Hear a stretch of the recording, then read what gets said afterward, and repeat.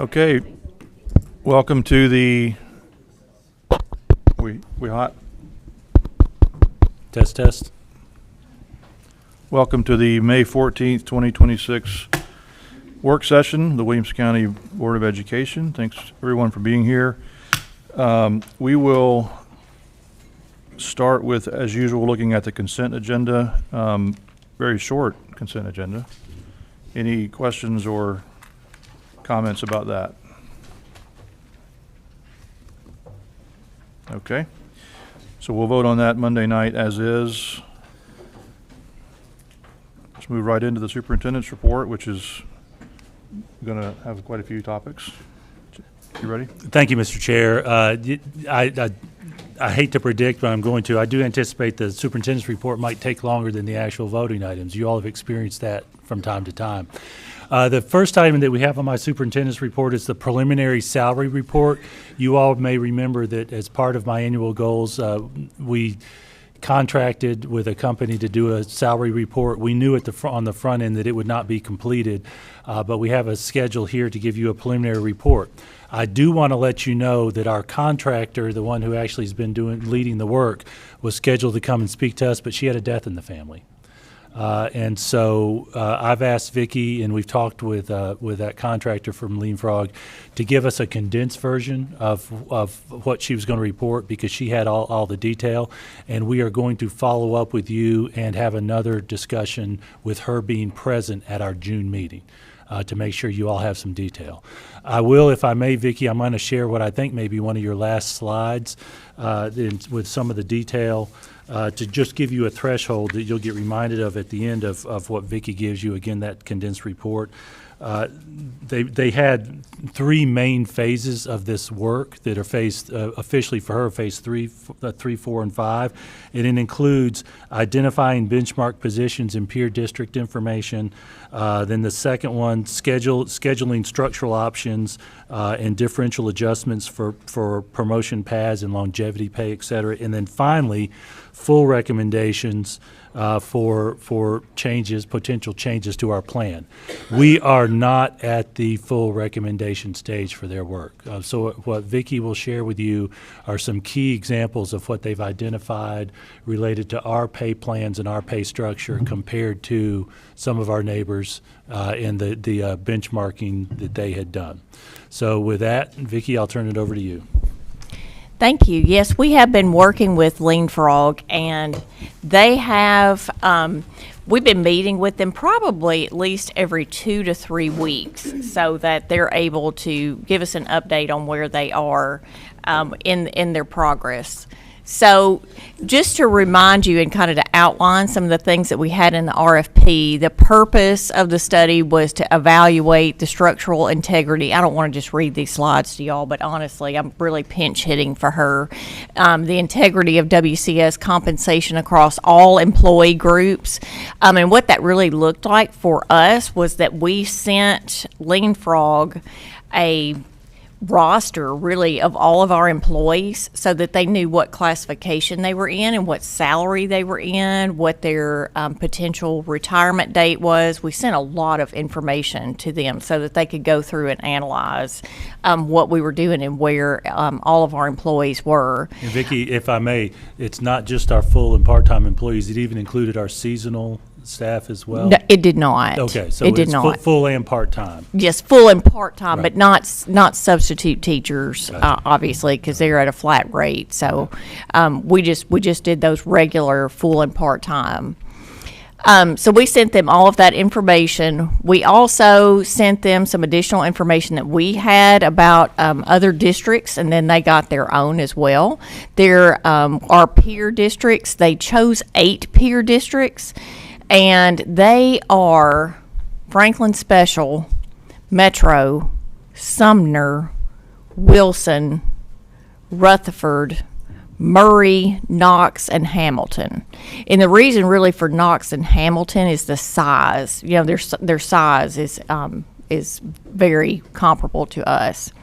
So they also looked at internal equity compression issues, and then when they talk about inversion concerns, that's like some promotional discrepancies. Like if a person is promoting and then if they were evaluated to lose experience based on the new position they were going into, they might actually lose money by taking a promotion.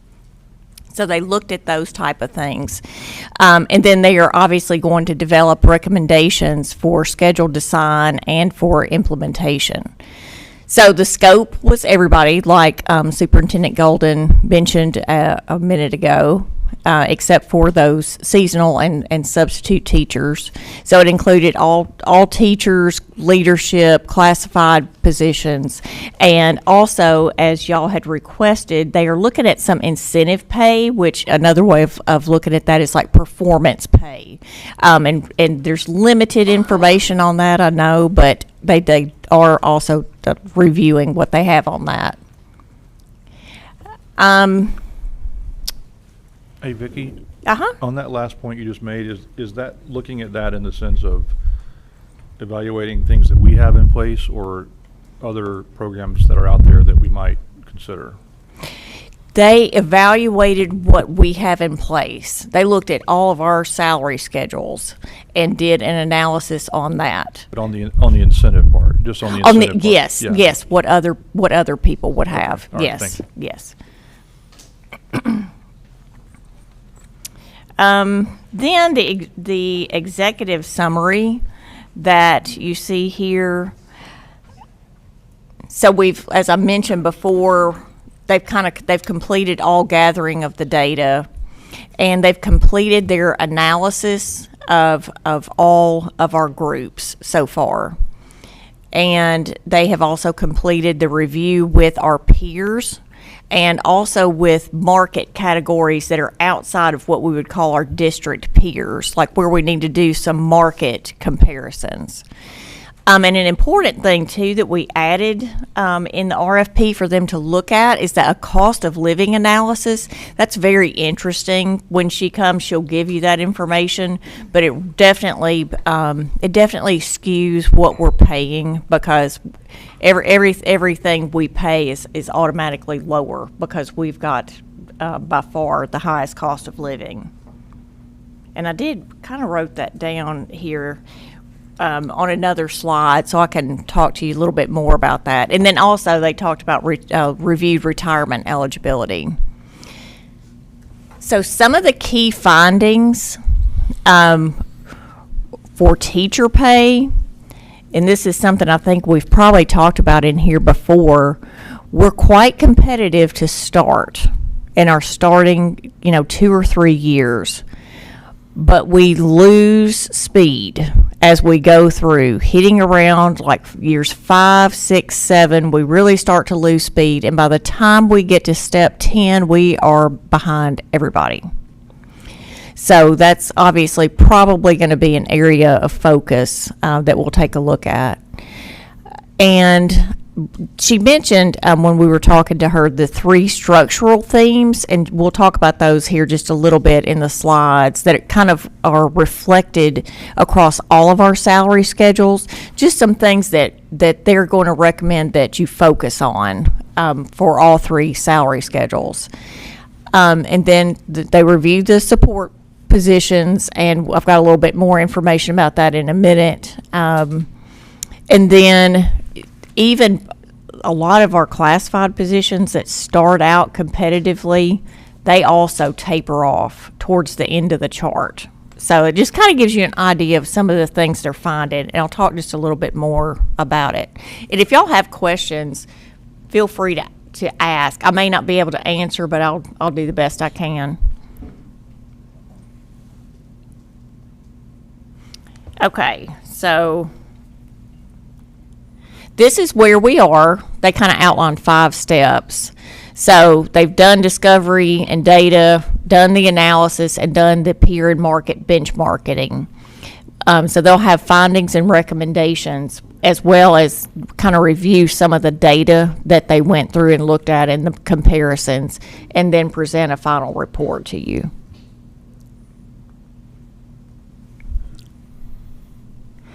So the combined market impact, that's basically where they take a look at everything, all the, cost of living, us compared to WCS compared to other markets and our peers, all the combination of factors.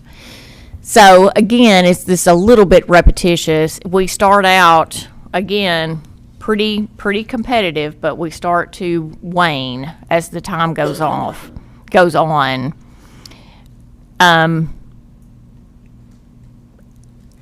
One of the things that they've mentioned to us is part of the issue with that is the way that our salary schedules are structured.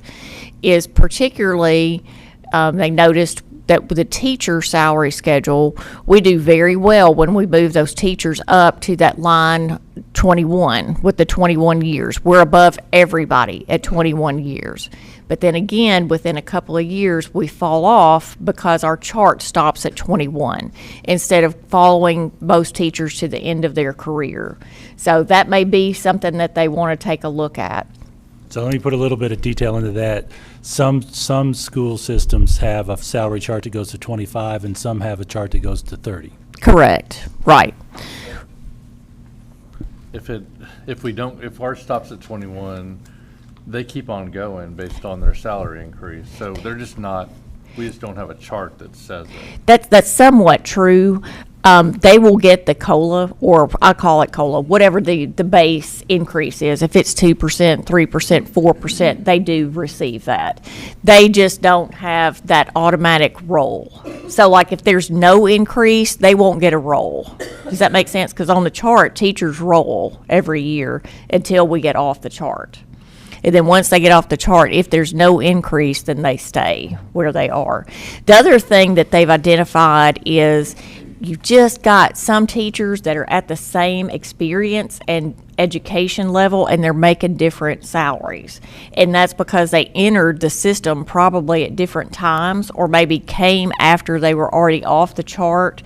There could be a number of factors that influence that. So we've got, we could have several $1,000s difference in teachers' salary who are on the same line, basically.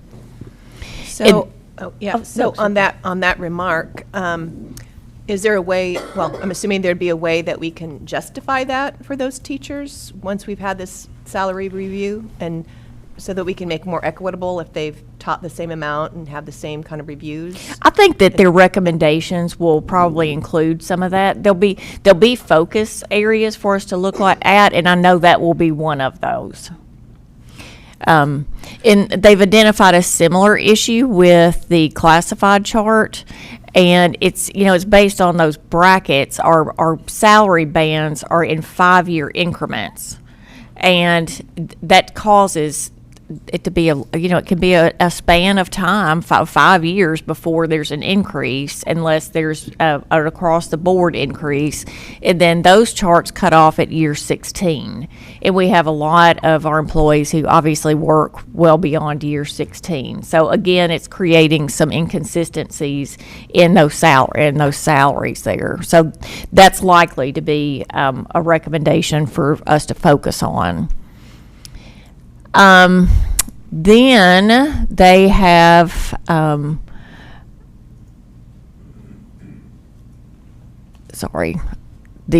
there at the end of scale gaps, that's some of those things I was just mentioning about the year 21 for teachers. But then on the classified chart, she pulled out 4 different groups just to kind of pinpoint for you. The secretaries are at 21.5% below market at the end of the pay chart.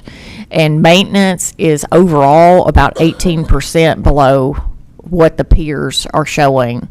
And food service, same thing, almost 18% below. And mechanic and maintenance electrician, 15 to 17% below. So I suspect those are going to be some focused areas. Vicki, I have a question. Uh-huh. The peer average reflects the unweighted mean of the 8 benchmark districts. That's who we're competing with? That's correct. Right. Now, Franklin Special and, let's see, Hamilton, I'm not sure, but Knox, Murray, Metro, Don't they get quite a bit more money from federal money than we do? I would not be able to, I can't answer that for sure. The answer to your question is yes. Of course, a lot of federal money is restricted, but it might theoretically open up more funding for other things. A lot of federal money is aimed towards special education services, so we use a lot of our general fund to cover some of our special education expenses, whereas some might have a little bit more federal funding for that. That is part of it. And of course, the state percentage for most of those peers is substantially different as well. So, I mean, does that's got to have some effect on pay? Yes. Yeah, Yes, it does. basically the funding for it, right? Right. Yeah. And so what we're looking at in this context right now is, from a timing perspective, I want to make sure that we have some goals in place for October, November of this coming year, so that we can do what we can with planning for the next budget. But you're right, ultimately, I anticipate a large portion of this is going to be about revenue. Absolutely. That's who pays the bills. Yeah. It's always revenue, isn't it? Yeah. Just because it's a thing that I personally take a lot of interest in, I'm just going to share with y'all a little bit the median home prices and rent for a couple of different districts. For Williamson County, the median home value is $751,900, and the rent is $1,895 per month.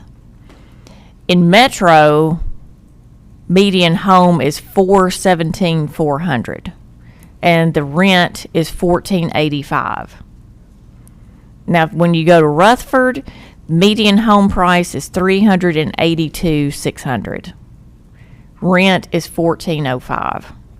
I'll stop there. Just saying.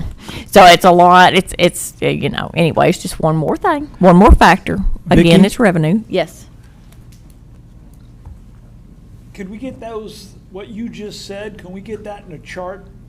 And Lean Frog will provide you with all of that information. And It'd I, be easy to see that. Yes, just compare to yes, others. yes. And the other one's for Jason.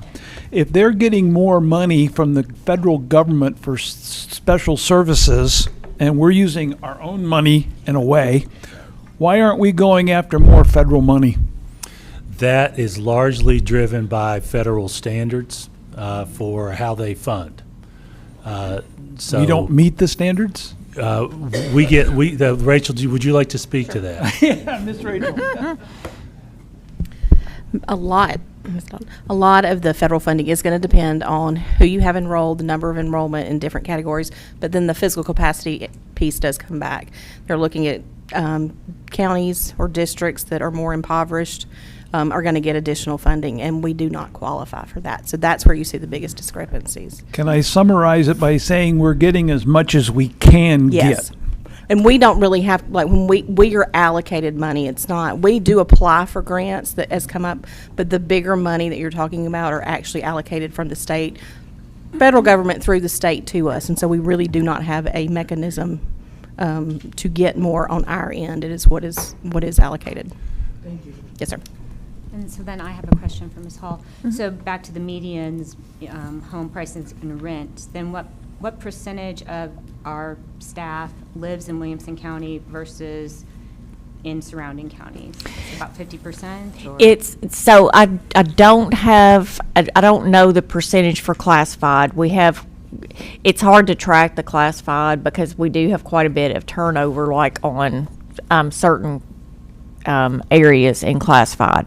For teachers, it's about around 68% live here in Williamson. But, I don't have the data, but based on conversations I've had with teachers and teacher leaders, that tends to skew a little older rather than the young teachers. But what I was going to say, we've got, something like 5 counties around Williamson County. From, is there 7? Well, Davidson, Cheatham, Dixon, Hickman, Murray, Rutherford.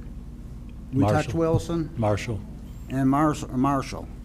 So, close enough. But my point is many of these counties are actually closer to a great deal of our schools.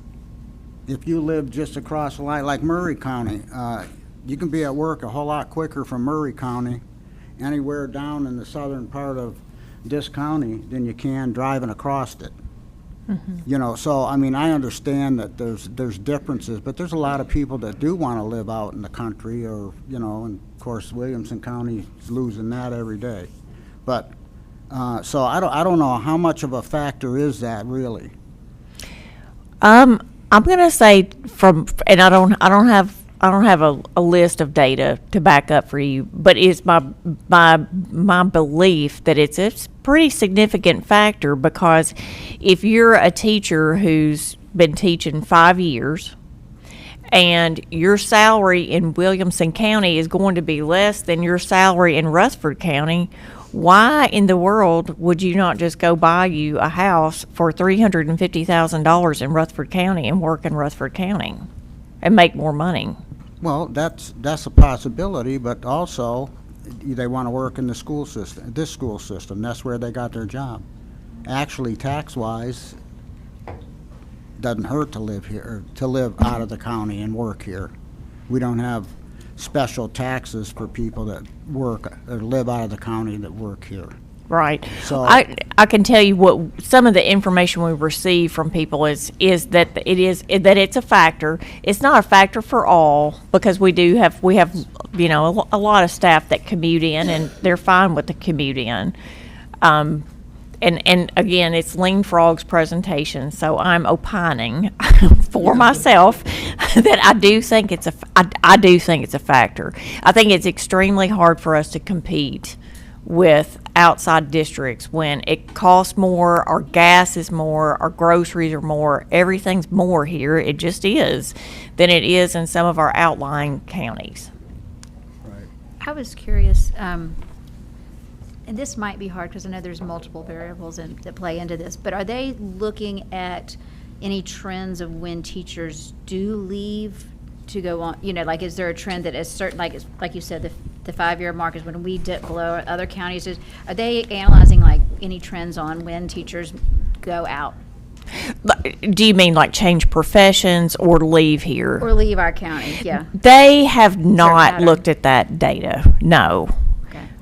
I can tell you from when I've looked at it, we do start to lose teachers, and you would think maybe it would be like right before they're tenured, but a lot of times it's after they're tenured. But and life starts to happen then too for a lot of people, because you're hitting that between 5 and 10 years, and things just change. But we do see a lot that either change professions or they leave to go to another district, kind of in that 5 to 10 year window. When they leave, do we do any data on, like, why are you leaving? Yes, we do send them a survey that we ask them to complete for us, and then we always ask them, if you want to talk to somebody, let us know. And you know, they don't like to give a lot of detail. Most people don't, unless they had some horrible experience or something, and then they'll tell us about it. But most of the time, it's personal reasons or relocating. And we do ask them, are you going to another district, or are you changing careers? So we do ask them that specifically.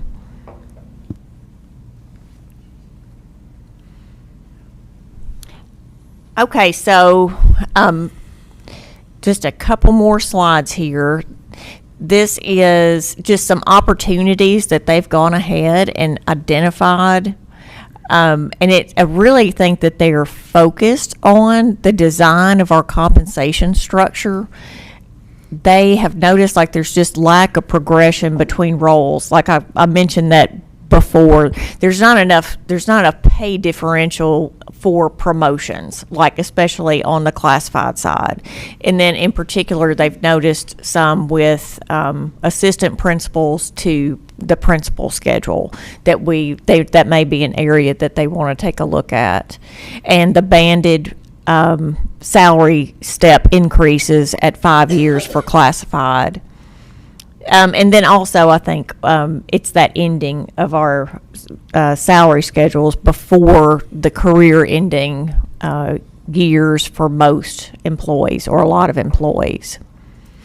So what they have said is like, really, I anticipate that they're going to focus on some of our structural issues with the pay schedules, because we do start out pretty competitive, but then we tend to wane off. And they will make some recommendations, I think, about the way our salary schedules are structured, and then probably make some recommendations regarding some first areas to focus on. Can you explain how when we do have an annual increase voted on by the board and the commission, let's just say it's 4%, how does that impact do we make that change to the schedule itself? How does that work? I'll answer that, and you can give some detail. It has varied over the years. Sometimes, depending on the funding available, we've actually changed the scale, and then other times we have just we have added a percentage. For example, the 4%. The numbers that Rachel has would be the band move might be 3%. And to make it 4%, it'd be 1%, if that makes sense. It has varied, and there have been times where we've done flat changes as well. So it has varied from year to year. You give some detail to that. Well, and we'll look at it usually, and depending on how much money that there is available, but most of the time we have had to do it where you as an individual will receive 4%. You'll get your roll, and then you'll get the increase that was put on there, but it won't be your roll plus 4%, because it costs so much money to do that. Just being honest with you, every time y'all approve for an increase, we run the numbers on it, and it's substantial. No, I understand that, but I guess if you were looking at the compensation of a 20-year employee, like with a master's degree or a teacher, right? And you look at our scale, and then you look at their pay, like how close is it? Because we're projecting what their pay is going to look like in 20 years based on our current scale, but we know that when they get to 20 years, that number is going to be considerably more, Right. because the scale is going to go up. As maybe it doesn't go up 4%, but let's just say it's going to go up to whatever the cost of living increase is over those years. So Right. like if you've got somebody in our data that has been there for 20 years, we've done this a couple of times over the years, but like how close is that to what the 20-year pay looks like on the chart? I'm not sure I 100% follow your question. Can I ask it with a number? Yes. Are you asking, so right now for our bachelor's at 20 years, our chart says 69,344. Is your question, is that the teacher's salary? Is that a current teacher salary with 20 years experience? For most, probably, yes. Okay. I wouldn't want to say for No, I- 100% every single one, but yes, theoretically. Because it's not really the projection of what a 20-year salary is gonna be. I think it's closer to what the current salary is. I'm just really It's interested. what the current is. Okay. It's kind of a hiring chart in a way. If we hired in a new teacher with 20 years experience, that's what their salary would be. Okay. And if you're at 15 years now and you're trying to look ahead to what you're going to make, you could keep that in your head and then think probably there'll be some increases to the chart between now and then, but you would have an idea of what your salary would look like. Because I know we've got some 30 plus, 40 plus year teachers who make considerably more than the 21-year mark on the salary. That's right. They don't stop at 21. Right, they just not They guaranteed. keep going. It's just that it's inconsistent. And if we hire somebody in from out of the district at 21 years or 22 years, they come in at 21. Yeah. That doesn't happen that much. I mean, it's a concern. It's something that they've identified that they would want you to take a look at. That makes sense. Thanks. I have a quick question about, just for my head, I just want to make sure. So when we, just for the sake of math, let's say, and we do, if the chart, let's says for a 1 to 5 year, whatever, is 50,000, and we vote in the 4% increase, does that mean that that chart changes, now it's 52,500? And that's the new benchmark for that? On the teacher chart, Yeah, like is the chart updated, the scale, I guess, with every increase that we do? Or is that just on, the chart stays the same, but the individuals go up? the chart does not stay the same. The chart does move. Okay. But year 4 does not get 4% applied to it, if that makes sense. It's very confusing, but you don't add 4, you can't add 4% to line 4. What you do is we make sure that from line 3 to line 4 is a 4% increase. Okay. So, okay. So the chart doesn't every line on the chart doesn't go up with every time we vote these percentage increases? It will go up, and it might go up, it might vary even how much it goes up, depending on what the gap is between each step right now. Every person who's on the chart will go up at least 4%, and we make the step adjustments so that there's 4% between each step. Not between each step, yes. Yeah. So let me give you, you almost have to see it to grasp it. Yeah, So yeah, for what it's worth, yes. I pulled it up, so it's going to be Oh, easier. yes. For my sake, it's going to be easier to explain. Let me give you a clean number. And we're actually slightly above this now. But let's say you're at 0 experience and you're at $50,000 for your first year teaching. And we do a 4% pay increase. We're going to make sure the chart for the second level, which is year 1, will be 52,000 at least, which is a 4% increase over 50. So if in fact we did it this way. Now, we've got all kinds of options about what to vary, but the idea would be if we say everyone's getting a 4% pay increase, we're going to make sure the second tier on that chart is now 4% more than what our current teachers made the year before. And they'll be at minimum 52 if the chart hasn't already done that for the second year, because $2,000 is 4% of 50,000. So we won't, and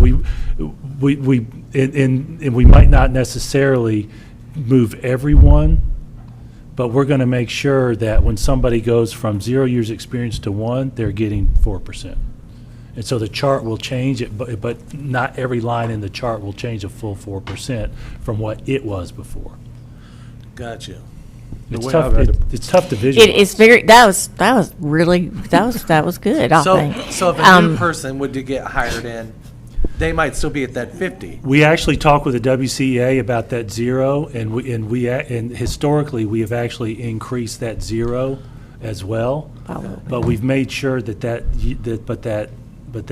next line is there. So we were at 50,000 on the pay chart, 0 experience, 3 years ago, 2 years ago? Whatever it was. Now it's at 51,102. So we have been increasing it each time, but we probably would not be able to increase it that full 4% every time in using Whatever that we vote example. in. So it's like 4%, wouldn't it like 6%? Yeah. And 3%. So it's not like that 50,000 is now 3 years later 10% what it was. That's right, at year 0. At year Correct. zero. But the teacher who's now at year 3 or 4 or 5 in their profession have gotten those increases. We've made sure they've gotten those increases. Now, I say all this with a caveat that over the years, it's varied based on our conversations. Sometimes we've done flat increases. Sometimes we've increased some of the lower paid positions at a higher rate than some of the others. But given that scenario, which is kind of the standard scenario, which I think we're probably going to get away from after this recommendation, That's the idea. I guess in my mind, I was just thinking, like, if I'm looking at a chart and it's 0 to 3 is 50,000 and 3 to whatever is 55,000 or whatever. In my mind, I thought every time we were voting this 4% or 3% or whatever, that those charts are just moving up Yeah. every time. The whole It's been percent. about the people rather than the chart. And that's what I was talking about earlier, is that we'll look at that, but to put 4% on the teacher chart costs about, I'm not sure if I can say how much more, but probably 10 million more. I mean, it's a lot. It's a lot to put an actual percentage increase to the chart. In the 20 years I've been here, we've done it a couple, well, probably more than a couple of times, but it's happened from time to time, but it's been quite a while.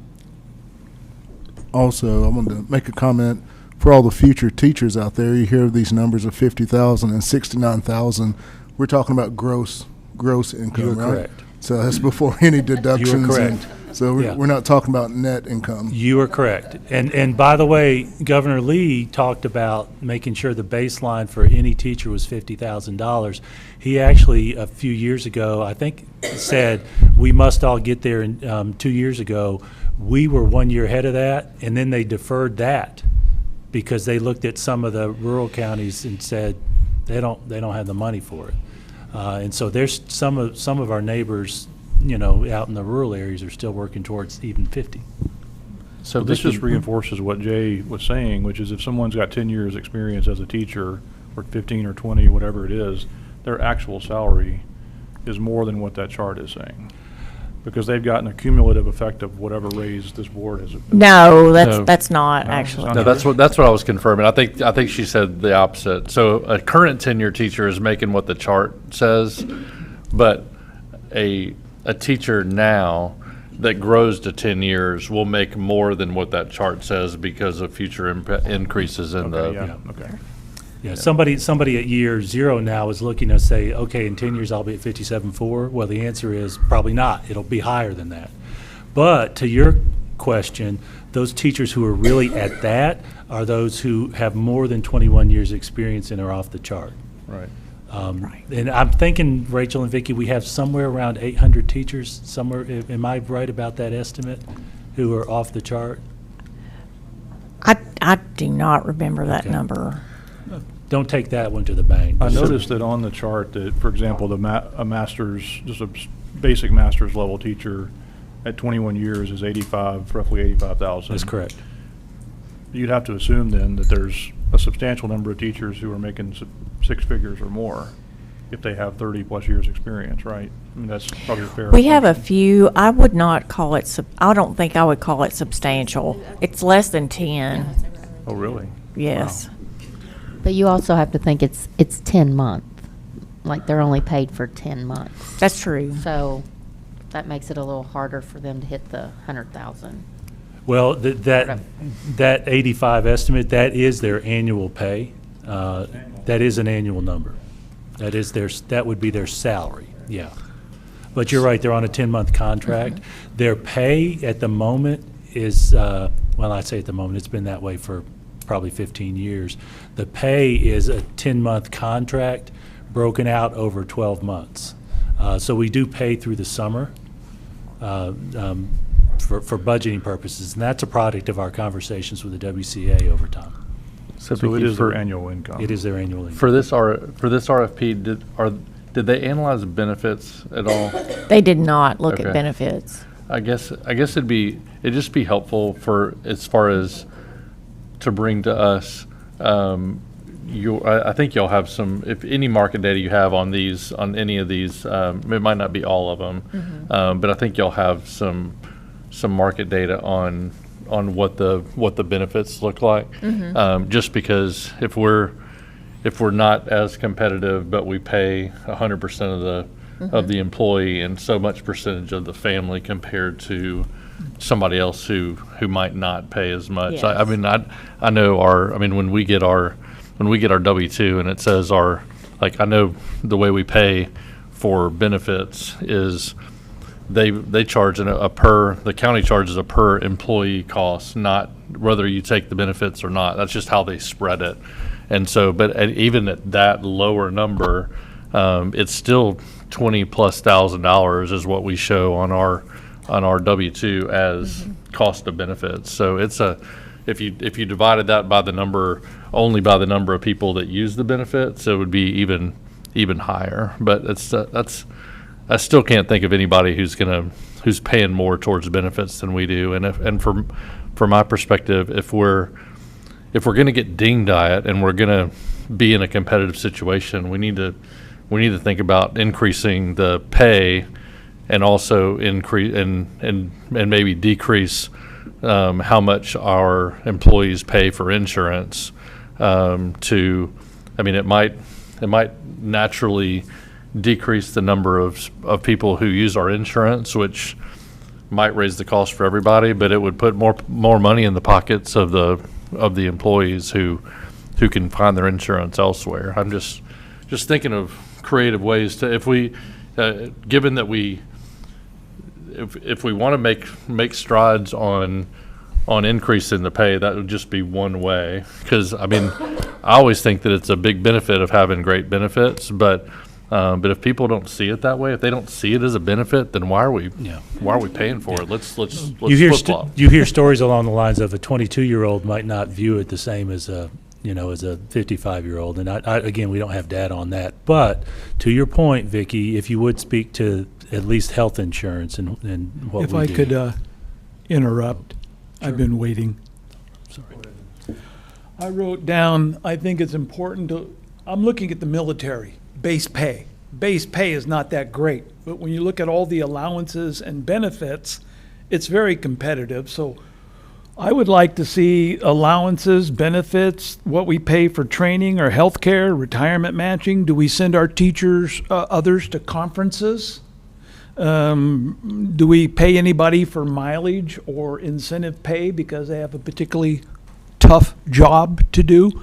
So other than just the $50,000, what are the other benefits that some people could qualify for?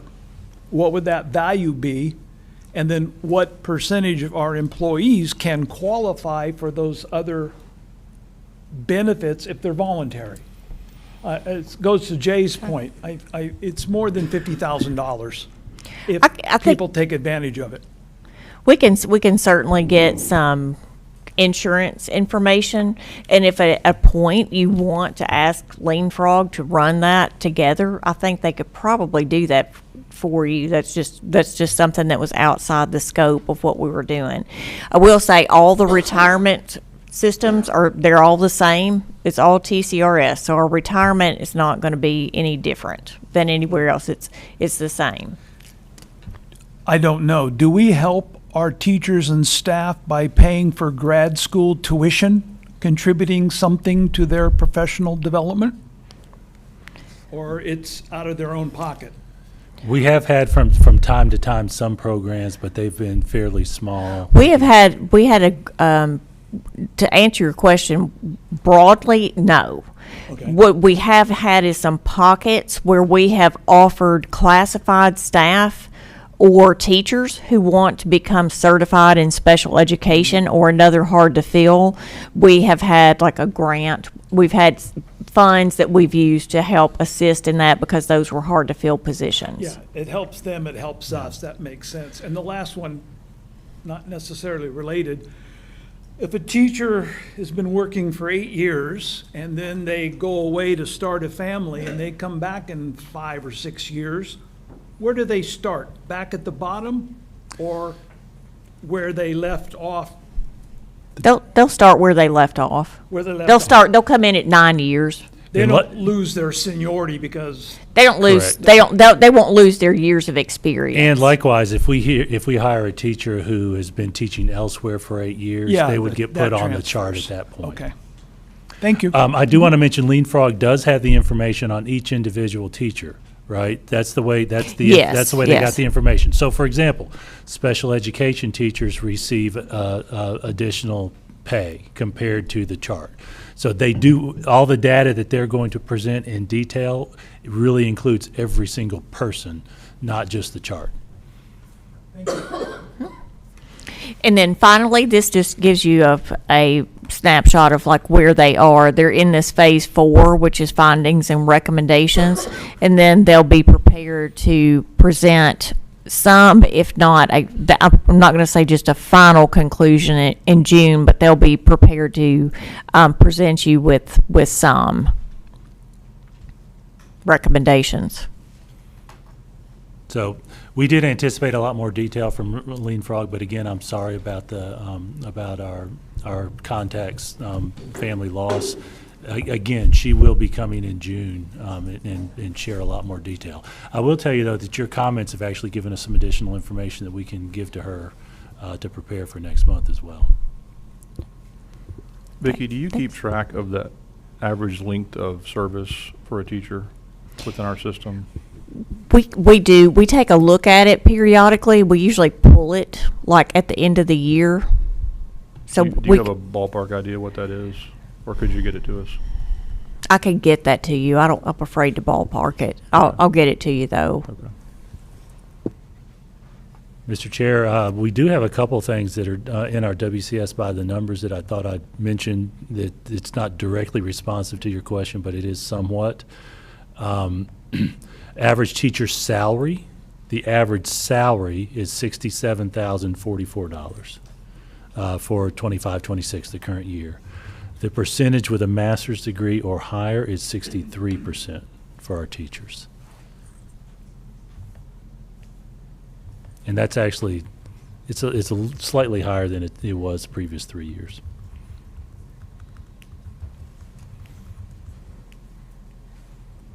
Okay, any other questions on that? All right, thank you, Mr. Chair.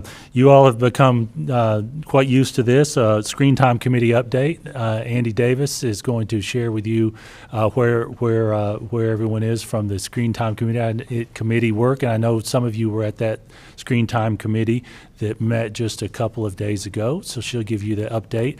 I do want to remind you, last month we gave you our proposed guidelines for screen time. And I did not assign you homework, but I did ask you to look that over. And I know that the committee looked at that, but they also looked at the most recent meeting at some projections for resources for families. So if you would, Andy, let's give our monthly update to the board. Thank you, Mr. Golden. I appreciate that. Good evening, board members. And yes, we're here again to give our monthly update on our Screen Time and Technology Usage Committee. I do want to say a special thank you for Mr. Golden. He started and kicked off our meeting off with a special thank you, really commending the team and the committee for the hard work that they've done, for the discussions that they've had, for the energy that they've put into it, and for just coming back to do the hard work over and over and over again. I think you guys will remember that we did have 4 objectives to begin with. We've given you all some cell phone policy recommendations. We combined the screen time and the technology usage together as one chunk, which is where we spent the majority of our committee's work. And then our last bit that we got started on, we've just scratched the surface on it, was really creating a family resource hub to really engage our stakeholders and our families in this topic. So I'll let you do it, Ryan. Thank you. All right, so here was our outcomes. And remember, this was just 2 days ago, so it's a quick turnaround for these. The first thing we did was we explored our Family Resource Hub feedback. So we had asked our committee to complete a survey on what did they want to see for families? What types of resources? Where should this hub be? What kind of platform? What modalities should we use? And then we also looked at a site mock-up, and I'll go more into detail on that. And then we also provided update on where we were with the guidance from our April meeting. And then finally, we collected members' names to help us continue the work for 26-27, because I think, as you guys remember from our April meeting, is that we are committed to the implementation of the guidance, and so we want to continue to get feedback from the committee throughout the time.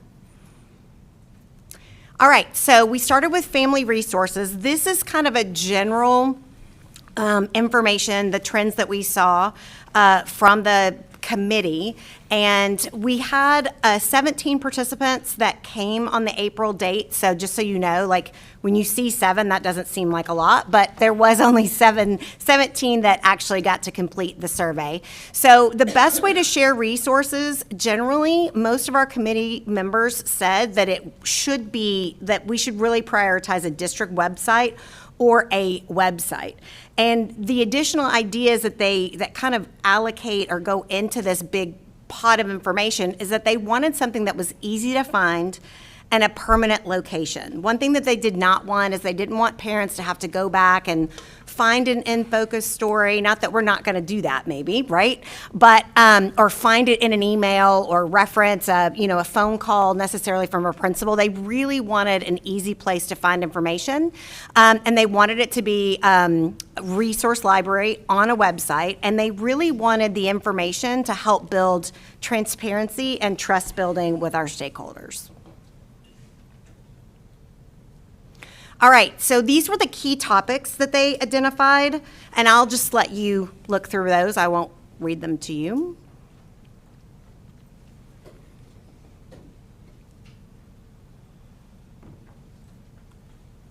So what we did was we took these key topics, and obviously you guys know for a website to be functioning and supportive of the learner and to be able to find the information clearly, it has to be organized in such a way so that, people can find what they're looking for. So what we did was we took these key topics from the survey and we just created kind of an outline or a structure of what a district website could look like.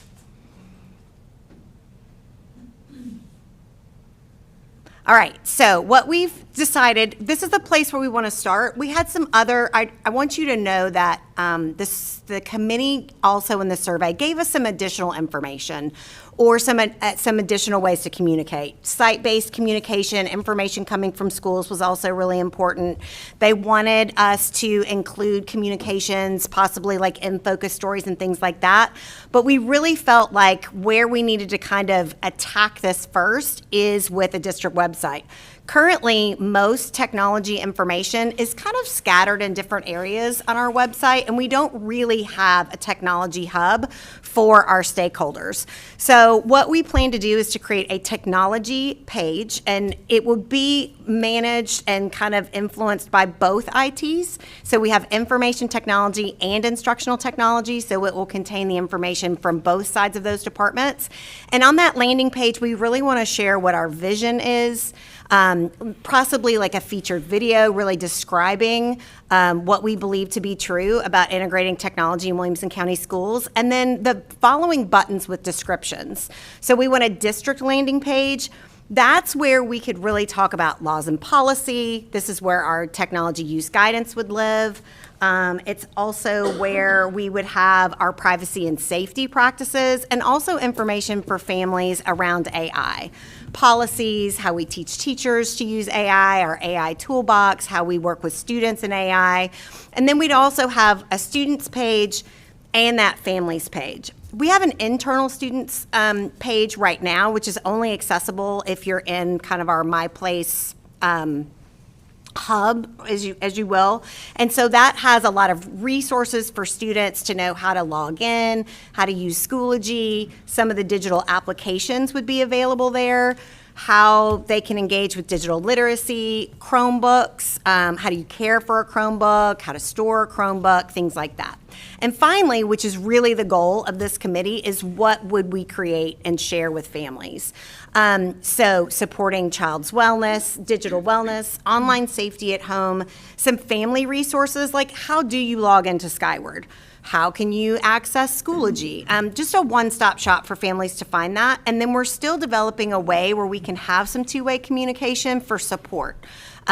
Ms. Wyatt gave a great example of if we have someone new coming to the district, how do they find out about what our technology practices are? Because maybe they're not enrolled at a school. They don't have a teacher or a principal to talk to. What kind of way can we provide information back and forth from stakeholders if they just need additional support? So Corey Mason, who is our communications director, and our district webmaster came to the meeting a couple days ago, and they shared what our vision is, kind of a mock-up. And I didn't put those pictures in today. We're hoping to launch the website by the start of school, something that we can announce to families so that they know where to go and find all the information that they need. So that was our first big topic that we talked about. And then we moved on to our technology use guidance update. So the last time we spoke, which was in April, we have had 4 committee meetings and 3 revisions of the draft through January to April. We provided you all that guidance that you got with the revisions. We shared the guidance with them based on the revisions from our last meeting. And what I told the committee and what we're committing to you as well is that this guidance, we don't want this guidance to just be stagnant. This should be a living, breathing document, which is why we want to continue the work with the committee, is getting feedback on it, making adjustments and changes, seeing where we can improve technology use. So even though we kind of handed it out to everyone with here's the things that we changed based on your individual feedback on the clarifying revisions, we're not done yet. We have a lot of work to do, and we want to kind of put a pin in it right here and let's start implementing, let's start making these changes ready for 26, 27, because there are some key shifts in thinking that are involved in the document, but then continue to refine and change the document as needed over time.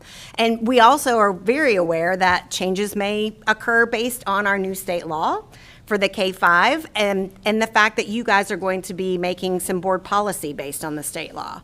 So that's pretty much where we left the guidance with them, and I believe Mr. Golden sent that out to you a couple of days ago of kind of our latest revisions on where we were with our WCS ed tech guidance. And then finally, the last thing that we did is we just asked them, begged them, let's keep going. Let's continue the work. And we wanted them to understand what our goal was around continuing the work. So it really is about participating in the review of the implementation, looking at the data, like what does the data say? How are we doing? Are we having a reduction in apps? Are we moving towards more active technology usage? Things like that. Also, we want to identify changes that we need to make, right, as a living, breathing document. What new laws are coming about? What policies have been created? Is there new research that may inform the work of the document on the guidance? And then also, we want them to provide us feedback for continuous improvement. And the plan is to meet semi-annually in October and February, and then we shared an interest form with those that attended the committee meeting for next year. And out of the 15 that responded, we have 11 yeses. I was really excited about that. And 2 undecided and 2 no's. And we did give them the grace of like, we understand. This is a lot of work. And it's a big time commitment. So we did let them gracefully bow out if they wanted to. So I just want to give a second to see if our school board members, Ms. Wyatt or Ms. Hibma, have anything that they want to add to tonight's update. Are you sure? Okay. Yeah, first of all, I want to, again, thank the subcommittee for all their work that they did faithfully every month, preparing the materials and just informing the committee, and also to the volunteers on the committee and the input that they gave from their different viewpoints as different stakeholders in the process. So before I came to our meeting tonight, I was on the school computer and I I read one of the emails directed personally to me, and that really just encouraged me that I need to make a few comments about the whole process. And it's very complimentary for the most part, because, for example, in our Williamson County Technology Use Guidance, it had the first opening statement mentions the need for intentional and age-appropriate guidance to avoid unnecessary or distracting tech use. And I couldn't agree more with that statement. However, the guidance written addresses the procedure of using tech without addressing the neuroscience of how that tech affects the growing brain. And, you know, to be fair, that is the committee's job, and it was to update our tech use guidance. And if we want to be truly intentional, we also have to realize that for a second grader, a one-to-one device isn't just a tool, it's a distraction that competes with their developing neural circuits on how to focus. Okay, so, and early on when I joined the committee, that the focus of this committee was to establish guidance for how to operate, was on how to operate in a digital environment. So I realized that my interests was different than, you know, or what I wanted to focus on was different than the committee's focus. And so I went with that because the policies and procedures that they created are very good, and they are moving us in that direction of, which I'll give you my proposal in just a minute, moving us in that direction, realizing that we have like 10,000 apps and we don't need all of those. We need to make sure that they have efficacy before we put those in front of our children, and just making sure we have a teacher-focused instruction and that we are moving more towards analog learning, because that is best, especially for the K-5 students. And as I stated, this document is a manual for device management, but it's not a blueprint for brain development. And these are two different focuses entirely. And while this data update was necessary and enlightening, we must move beyond simply the integrating of technology and prioritize the biological windows of growth, which requires an analog focus. And so, and we owe it to our students to protect their cognitive agency before we immerse them in digital distraction.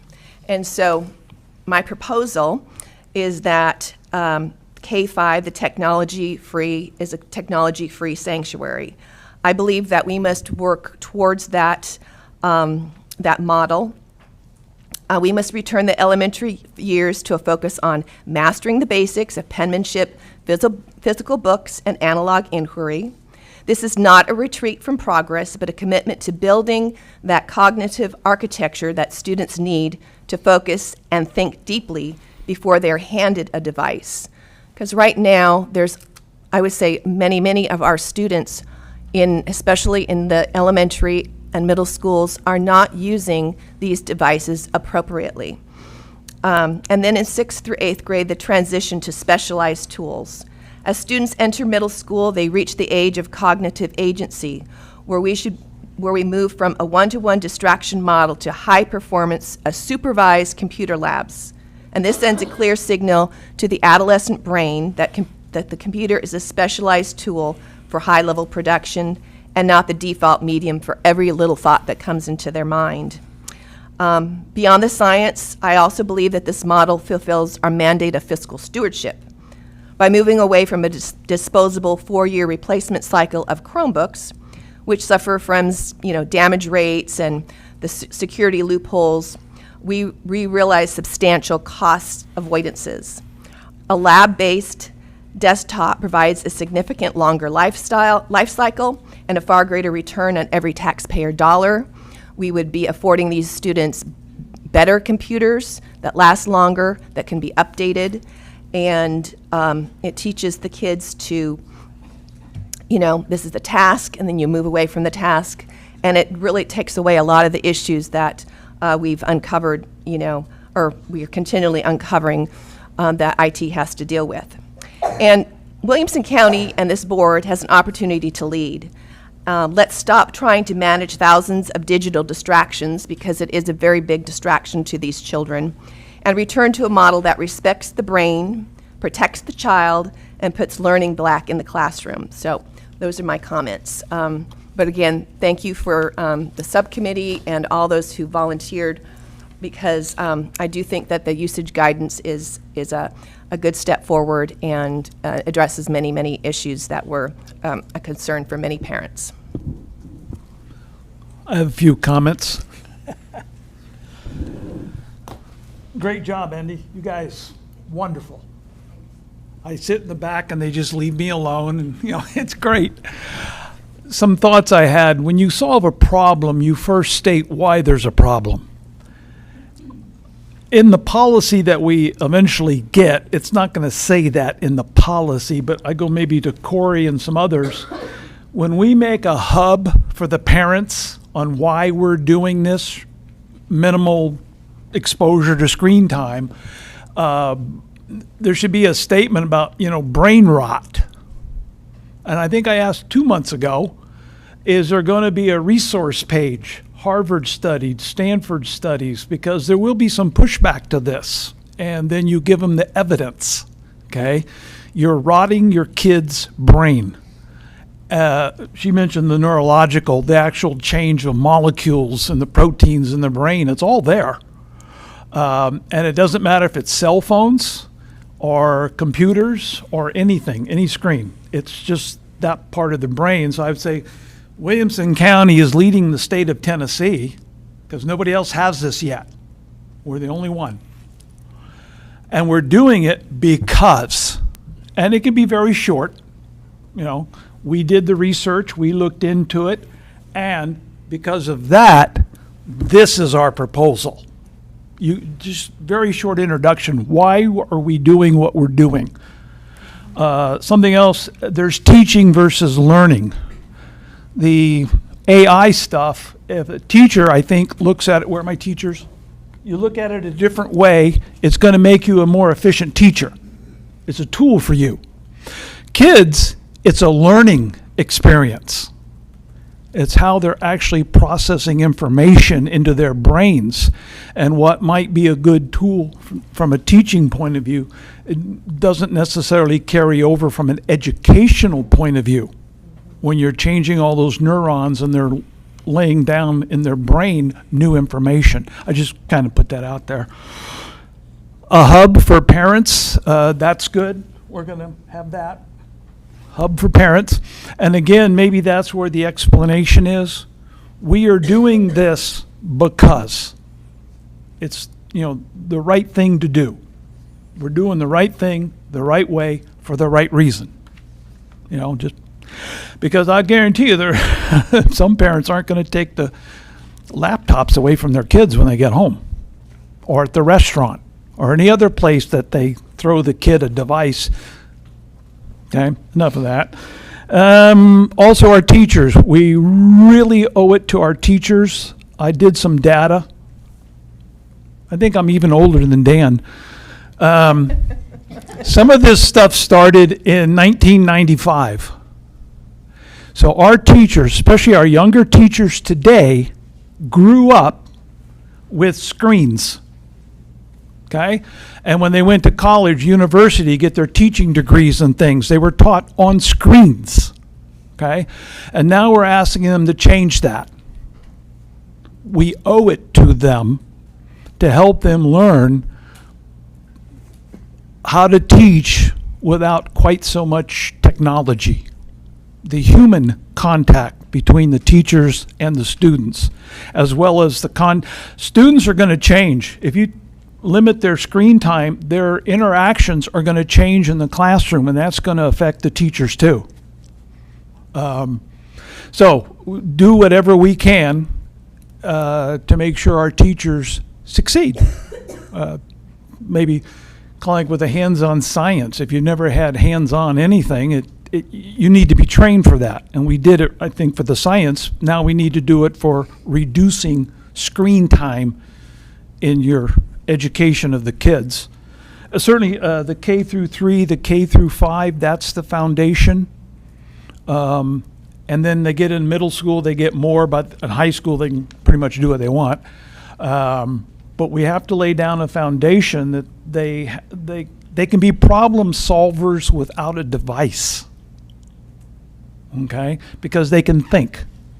And the device just becomes a tool that helps. And lastly, I mentioned that, Williamson County will be the first in the state to do this. The Tennessee School Board is waiting for us. school board association, because they'll make a template, and Williamson County does not apply to everybody else, but the science does. And I think we should, Corey, get out there. We're leading the state, we're leading the nation. And so those are just some thoughts. Yeah, so the biggest one would be, this is why we're doing what we're doing. And everybody wins. The teachers, the students, the parents, the community, everybody wins because we're going to do this right. And we've been working on it for a year. Well, 10 months. Okay, that's it. Thank you. So, oh, sorry. No, you go ahead. I'll wait. Somebody. Yeah. Thank you.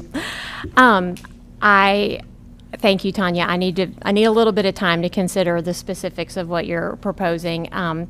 I just want to say, similar to what you said, thank you. I feel like it was a really encouraging and educational committee experience. As we've talked about before, we were all divided into grade bands, and then we also provided individual written feedback, and then we also were mixed up within those grade bands for feedback. So there was just a lot of conversation, and I always say my favorite is a committee. I love a committee setting. I love that interaction. So that has been just amazing, and I really appreciate y'all facilitating that. In addition to the committee meetings, Dave and Andy and Jenny and April also reached out to Tanya and I each month and met with us monthly ahead of those meetings ahead of the committee meetings, just to talk through the agenda and what we wanted to focus on. And I'm a little bit surprised by your comments tonight, just because I feel like you did not present any of this in those meetings, and we've had a lot of opportunity, just if you were moving in a different direction. And if you'll let me finish. I just would have appreciated a heads up, just because we did set aside that time, numerous months to talk, and that is something that we could have brought before the entire committee. So you and I sat in different grade bands, so I'd love to hear if the conversation was different within your grade band than what I was experiencing. But I just, when we have an opportunity to talk and really think through something, I wish that you would have given the rest of us that consideration. Just, it could have made tonight's meeting even more informative.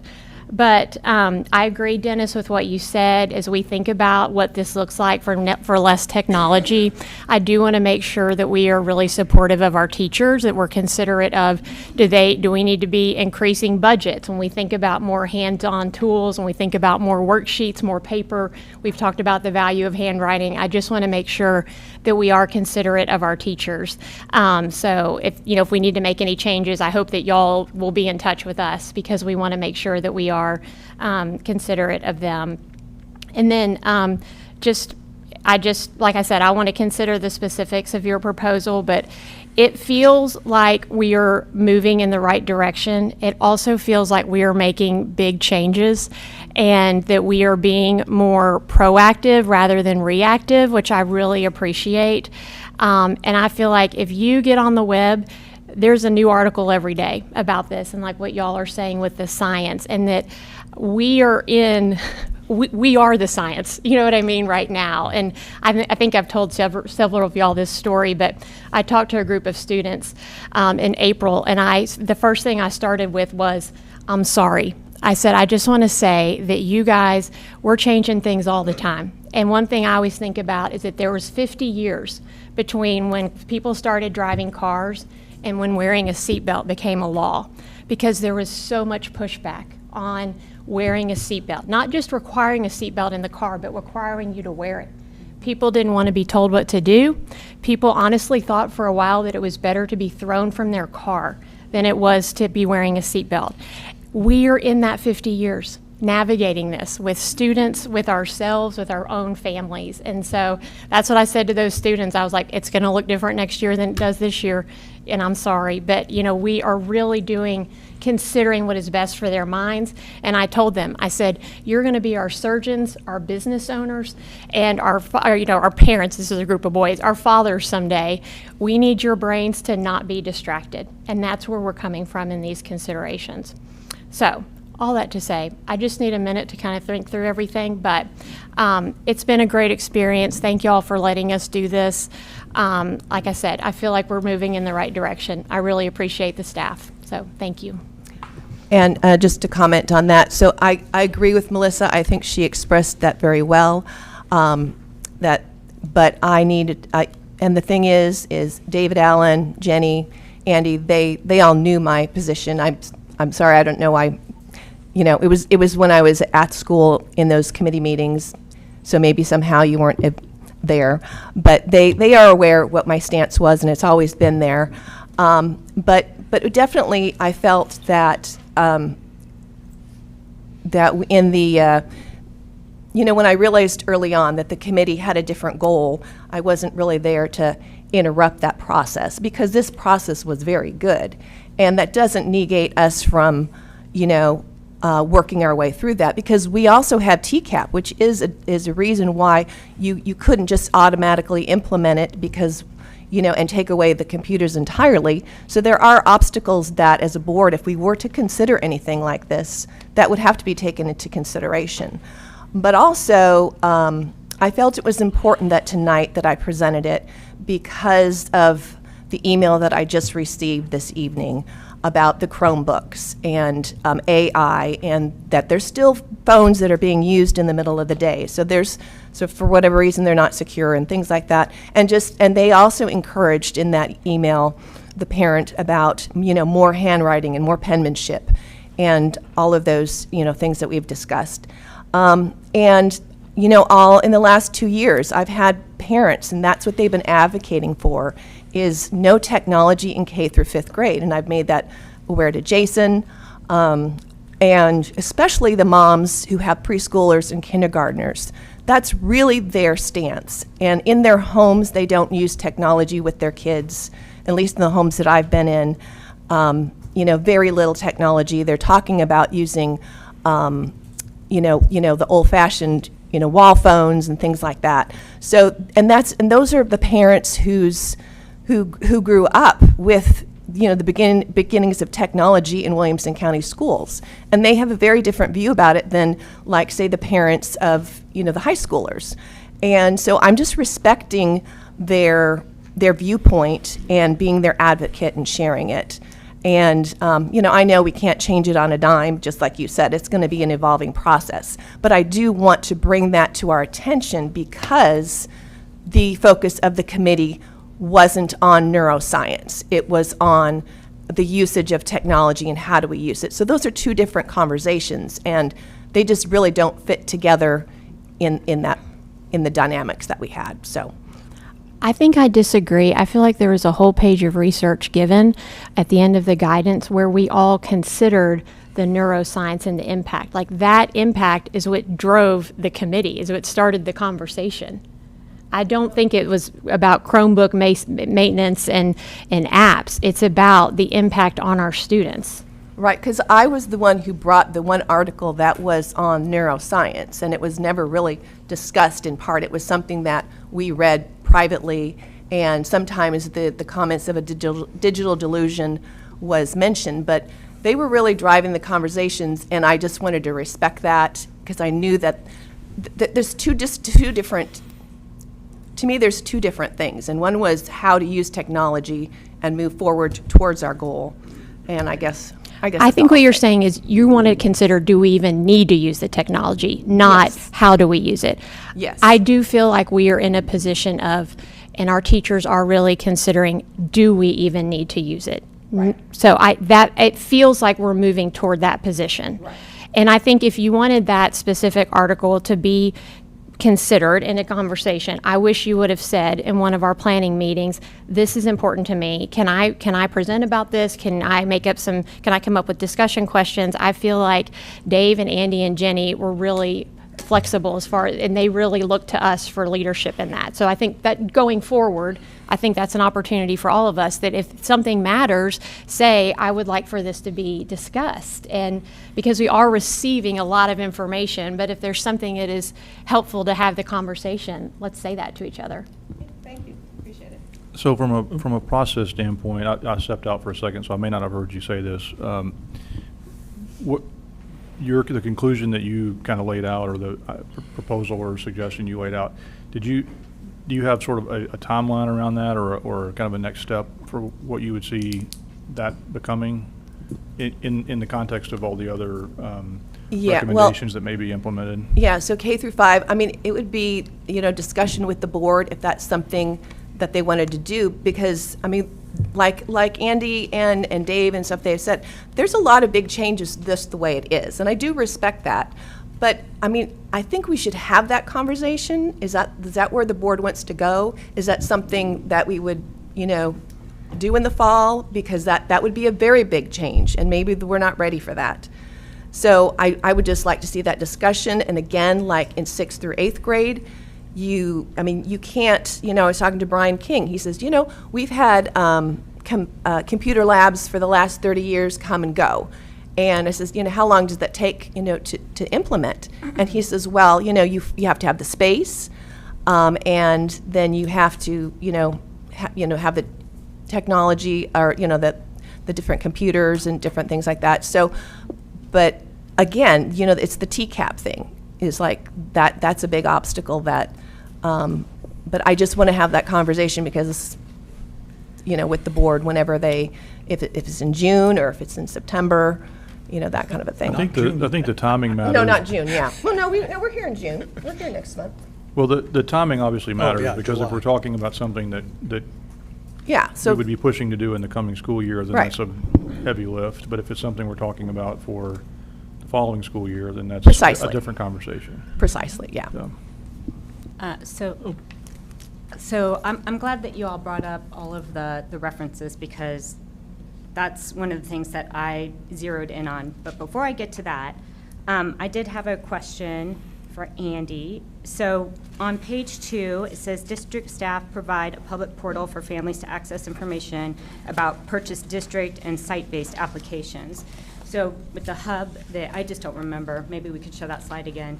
With the hub that you discussed earlier, was that listed? Like, would all of the apps and things that kids have access to be listed in that hub? So what we have currently right now available is we do have a public portal. It's from our Learn platform, and what we have on there right now, the problem is that, let's be clear, parents can't find it, and that's our fault, right?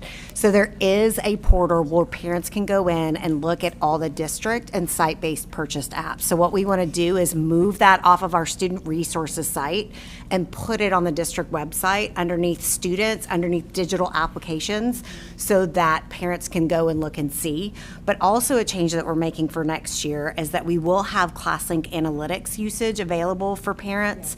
So parents will also not to see the big picture of what the district's doing, but like, what is my child doing, right? So they'll actually be able to go in to the, it's called My Analytics, and they'll be able to see, like, here's the top 5 apps that the student was recently on, and literally you can download the applications that they had accessed through a specific period of time. And that's really wonderful, and that's a great step forward. I really appreciate that. Will that be linked on that page that you're? It's not going to be linked on the page because that's not where it lives. Directions on how to access it would be linked on the page, but Okay. yes, it would be a part of ClassLink. Okay. So, thank you for that. Absolutely. So as I read through this document and analyzed it, I just want to point out a couple of things that jumped out to me. And one was the Bold School. We've heard you all talk about the Bold School framework. So the reference on page 7 at the top, the title is Bold School, Old School Wisdom and New Technologies Equal Blending Learning That Works.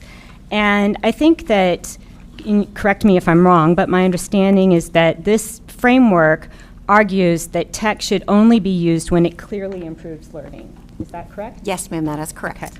So then, having that in the background, a couple of things did jump out at me in the document. So let's see here. First is under page 2, in the what this looks like in practice section. The third bullet says, educators exercise professional judgment when selecting non-login digital resources used as supplemental materials, ensuring alignment to instructional goals, age appropriateness, and district expectations for instructional material selection. And I guess, to me, the big thing that's missing there is, again, evidence-based apps. It was a red flag for me in April's work session when the review of all of the apps that we're going to be doing over the summer was only for those that require login. I would prefer that we review all the apps that kids have access to, that the teachers have access to, and weed out the ones, and I know you said that probably a lot of ones are going to be going away, but also including, that evidence-based piece. Is there evidence to support that they work and improve student outcomes? So just to clarify that language, that was actually something that our committee recommended.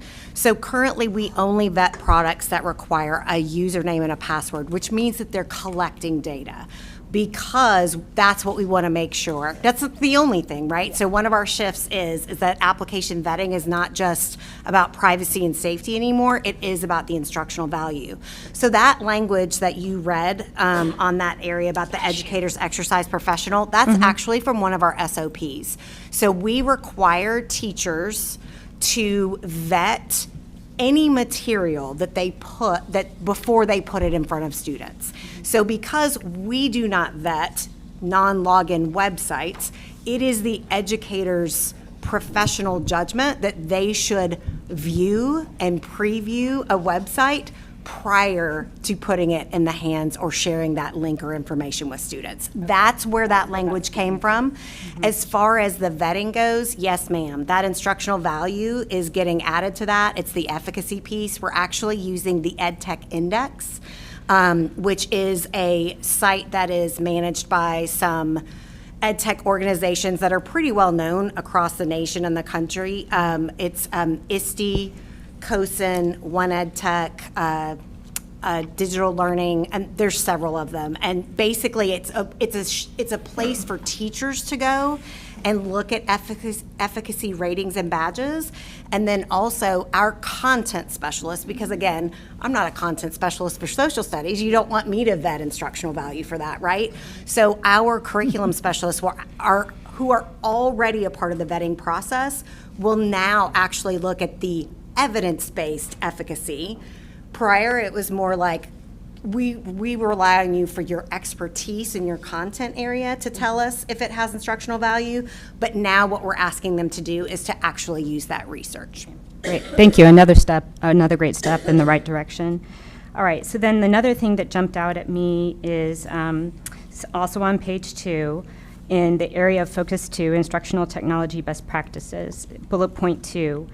In grades K through 5, instruction prioritizes in-person, teacher-led learning and non-electronic instructional materials as the primary mode of instruction. And my brain just immediately went to why K through 5? Why not make that statement applicable to K through 12? It's in line with the current law. That's actually the line, that's actually from those bullet points that come from the state law that's going to ask you to create policy. Now, if you all create a policy that doesn't align with that, then we would correct that language. But this is just a guidance document?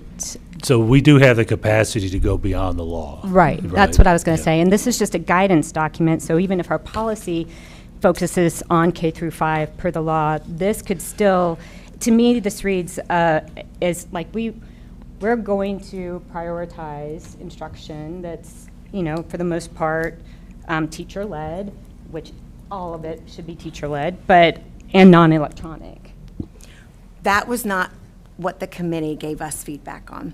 So that's why we didn't change. We did not change any language that we did not get specific feedback. And like Ms. Wyatt had mentioned, we asked for feedback in grade band groups discussion, mixed groups discussion, and then individual feedback and discussion. And I don't have any data that requests that to be K-12, but we are open to any changes that need to be made. Okay. Well, I think it should read K-12, but I guess that would be something that the board would need to discuss. And then my last thing that I noticed is I remember last time we talked about active versus passive learning. I thought I remembered active versus passive learning, but I think the document reads on page 3, and there might be other places where it said it and I missed it. Active technology use is prioritized over passive consumption. And so just that active technology piece of it kind of gave me pause, because I don't know what that means exactly. Versus, I get passive consumption as like you could watch a video and that can be passive consumption.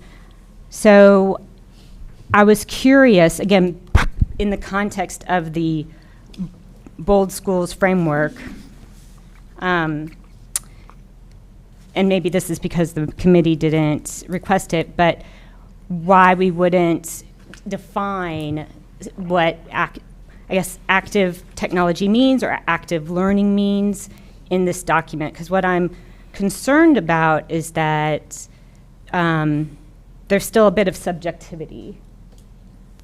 That's an excellent point. Thank you for bringing that point up.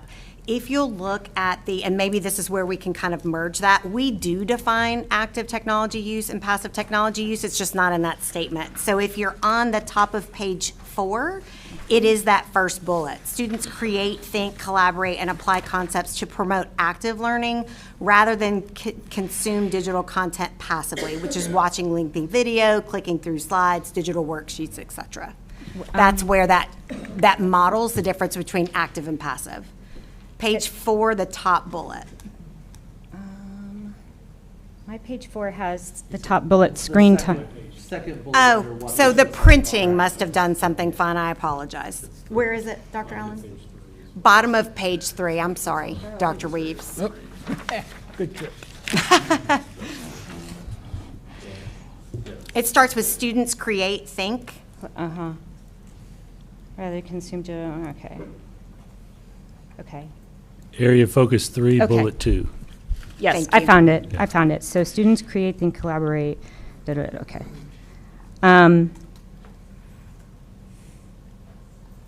Okay. Dr. Reeves, if I can, I was going to read, we did have a committee member suggest some different language for that area of focus too, and I was going to read to you her email because I think it complements what you're saying. She wrote, this is from Katie Schlachter, a parent on the committee. She sat in the 3 through 5 grade band. The new statutory language reads, in grades K through 5, instruction prioritizes in-person, teacher-led training and non-electronic instructional materials as the primary mode of instruction, unintentionally implying that teacher-led instruction is not the expectation in grades 6 through 12. I believe that runs counter to our shared intent. I'd suggest something like the following revision to preserve clarity across all grade levels. In grades K through 12, instruction prioritizes in-person, teacher-led training. In grades K through 5, non-electronic instructional materials are prioritized over electronic materials. This framing honors the new law while making clear that teacher-led instruction remains the standard district-wide, with grade band distinctions applied only where appropriate. So I feel like what you're saying, Jason, that we can go further than the law, but I think that that's what you're saying. That, That's like, I mean, that basically addresses one of my thoughts for Okay. sure. Okay. So so then the last thing I'm going to say just about the active learning versus passive learning is I had highlighted the 2025 study, the neuroscience behind writing, handwriting versus typewriting, which is that the one that you submitted? Anyway, that study really the results showed that handwriting activates more of the brain than typing, that that handwriting is more beneficial over typing for memory and cognition. I'm kind of saying the same thing.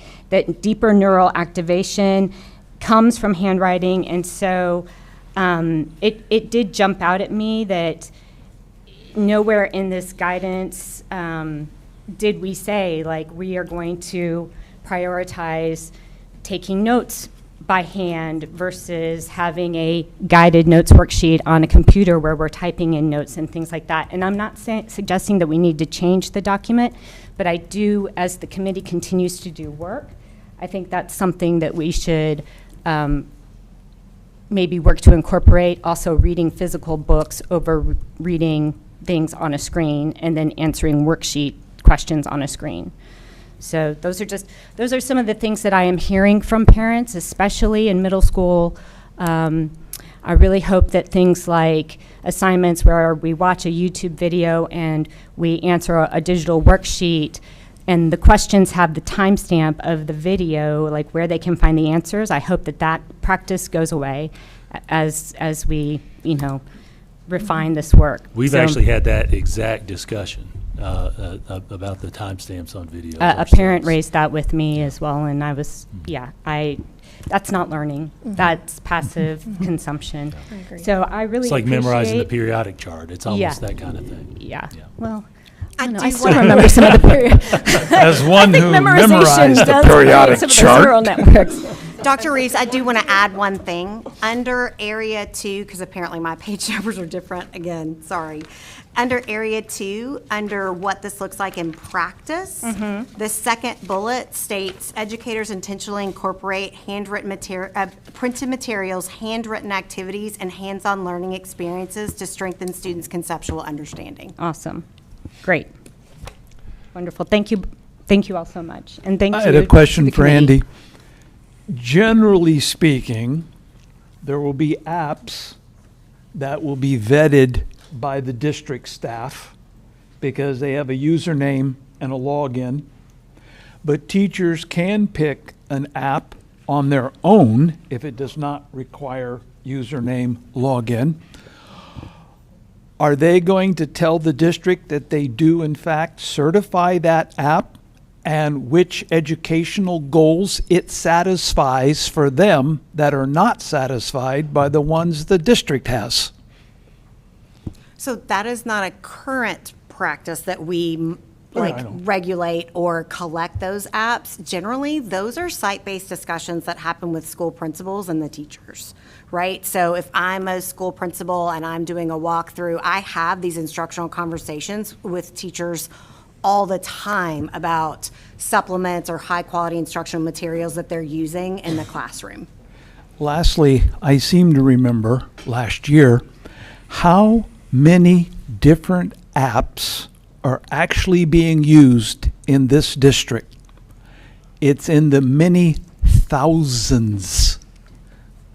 10,000 is the number that pops back into my head. Why do we have 10,000 apps? I don't know that that's accurate, that it is 10,000. That's the first I've heard that number. I don't have that number readily available, but I can get that to you during a period of That's fine, time. yeah. But I can tell you, inside of our Learn platform, which is our approval platform where teachers can go in and look, we have 737 apps in Learn platform, and of those, 374 of those are denied for use. Okay. And very few of those are approved K-12. Our vetting process is really picky. We really like to say approved with caveat, right? Like, so it might be approved 612 only, approved teachers and staff, approved SSS only. We really try to point our teachers in exactly who that audience should be that's using that application. Good, thank you. Yeah, Andy, I have to add something to that. When they vet these in school, the ones that don't have to have a login and everything, some of these websites are gigantic. How can they go through everything? I mean, we've had cases in the past where someone's using an app to help a child learn how to read and everything's going good, and then a parent gets on, notifies everybody that they're teaching the ABCs of this or that, or, you know, something that they shouldn't be into, that they scroll through this app and find all this extra stuff. You can't prevent that. Well, I personally cannot prevent that, but Yeah. we do have our informational technology department that we have different layers, and I'll let Mr. King, if he wants to talk about it, the different types of filtering and content filtering that we put on our Chromebook devices to make sure that those incidents don't occur. Okay, well, that was my next question for Mr. King. About 3 weeks ago, my phone blew up on a Sunday night, and I was asked why kids in 6th grade at a particular school can get on the game 5 Nights with Jeffrey Epstein. And I said, I never heard of it for one thing, but you know, it's not right that they can get in there. I said, I will check it out. Well, I did talk to a few people, but, and Brian, you can probably explain better, but what I understand is they can go into games, a game app that, you know, the teacher knows exactly what's on there, but they can get out of that and it brings you into another, am I on track? Brings you into another app. So I had my grandson, I told him, I says, you know, get on the computer, Chromebook. He says, yeah. And I said, I want to see 5 Nights with Jeffrey Epstein on the computer, Chromebook. Maybe 5 minutes. Now, he's older and, you know, a high schooler, but if kids can get in there that easy, and according to these parents, these kids had been watching this thing for 5 days. I don't know what the content is or anything. But this was a legitimate complaint, and I did talk to Brian, and that's how I got that information. But my question tonight is, how can we get that in writing to prevent that from happening? Or is there a firewall or something we can do? Because we've had complaints in the past about this. And we're like, I don't know how they're doing it. But, I mean, I witnessed it. I had him do it in 5 minutes. He said, here, Papa, you want to play the game? I said, no. So how can we prevent that? I mean, we talk a lot about safety on the Chromebooks, and there's been complaints in the past. I mean, a lot of different people, and we just kind of set it aside. But with that many apps, how can we prevent that? What grade was that? 6th grade? 6th graders. Brian? Thank you, Mr. Cash. So, yes, we investigated that. Basically, what happens is there's a lot of creative people who are trying to do things where kids can get around things. And one of those is putting websites or that seem, it could be the name of a school, and it seems like nothing, but it's what's called a proxy server. And what a proxy server will do is it bypasses filters, and that's not just school systems. That's for places at work that have filters, higher education, your home network. It's all the same thing, and so kids will do these searches, and they'll find there's tens of thousands of these proxy servers, and they'll find one that's not blocked. They'll share it with their friends. They'll use it. We'll catch it, and we'll block it, which is what happened in this case. The last when I checked with Phil Former, our security person, we had blocked this school year close to 1,000 proxy servers. But you're chasing. Now, having said that, filtering companies know this. It's a problem in with every filtering company in every situation. They know this is an issue. They're working as hard to come up with a solution that will block these proxies before anybody can get to them, whether it's a kid or at work or whatever.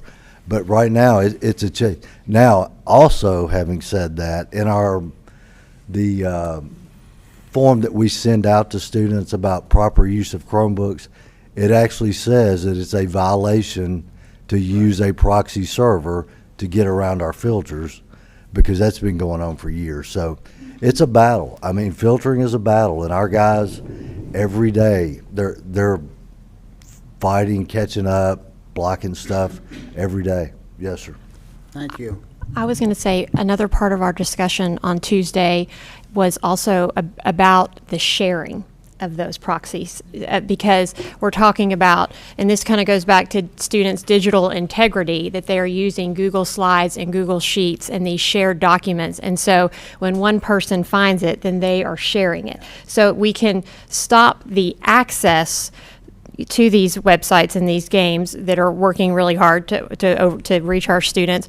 But really what we need to do is stop the sharing. And so we had a bit of a discussion, and it sounds like there's more, they're looking into that, because they want to make sure that the students can share things with the teacher. And, group projects are good, but any document that's being shared around 100 students is not a group project. And so just understanding that dynamic, and that is new. It's kind of become like they've pivoted away from their phones. This has become their group text, and that they're using these. So I just wanted to say that is happening, and that we are trying to understand how to stop the sharing also. So, thank you. Just thinking out loud,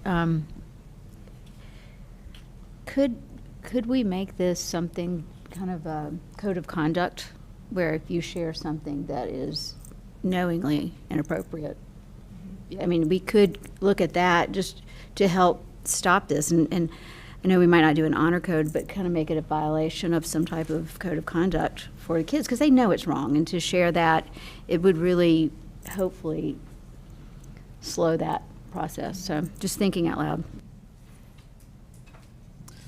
We do have that in place. It may be worth us doing a review about the nature of the consequences and the impact it has on future decisions for students, right, which is one of the purposes of discipline.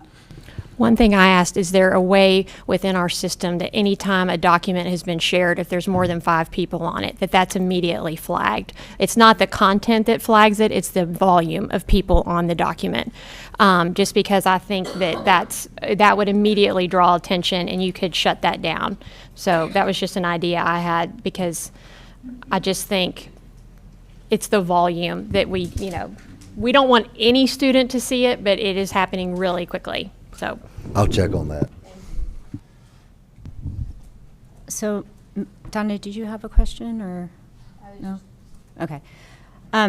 So I guess maybe if there's no more comments, just to wrap this up, I guess if there were to be a change to this document, like for example, changing the K through 5 to K through 12, how would that happen? I can speak to that a bit. Number one, you've made 3 suggestions. We're gonna make sure our team meets, because you are doing what I asked of you last month. So first of all, thank you for that. Our team's gonna meet and have a discussion about that detail. We are also in the process of working on a draft policy to affect the law. I had already anticipated that I expect our policy is actually going to be more complete than that particular law. We know TSBA is at some point going to give us a template, but we're going to be working on a proposal based on the committee's work that includes that's more comprehensive in scope, that's more consistent with this, and that'll be the time for the discussion when you all are setting policy. Okay. Right. Thank you. And your question is kind of one that I was going to raise too, trying to bring it all together, is to what extent does this document need, either in total or in part, need to become part of a policy? Yeah. Versus just an operating document that the district uses? Yeah, and the board has a couple options. Often our policies might say there shall be a procedure in place, and this could be the procedure. But it also could be incorporated into a policy just as a whole. We'll probably have some discussions about practice tips for what should be in a policy versus not and that kind of thing. For example, bibliographies are typically not in a policy, right? So we'll have some discussions about that as we go through the policy process. Maybe the thing to ask the board to do, we're not going to solve it now, but think about preference of just the entire language or most of it going into a policy versus just using it, referencing it in a policy, and then having it be a document that's separate but referenced. Yeah. Something to think about.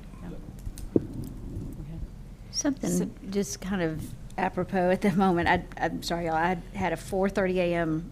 wake up time to take someone to BNA, so I'm fading fast. But which made me think of this, and it's kind of maybe a nice segue to the next thing, because we're 2 hours in the meeting and we're still.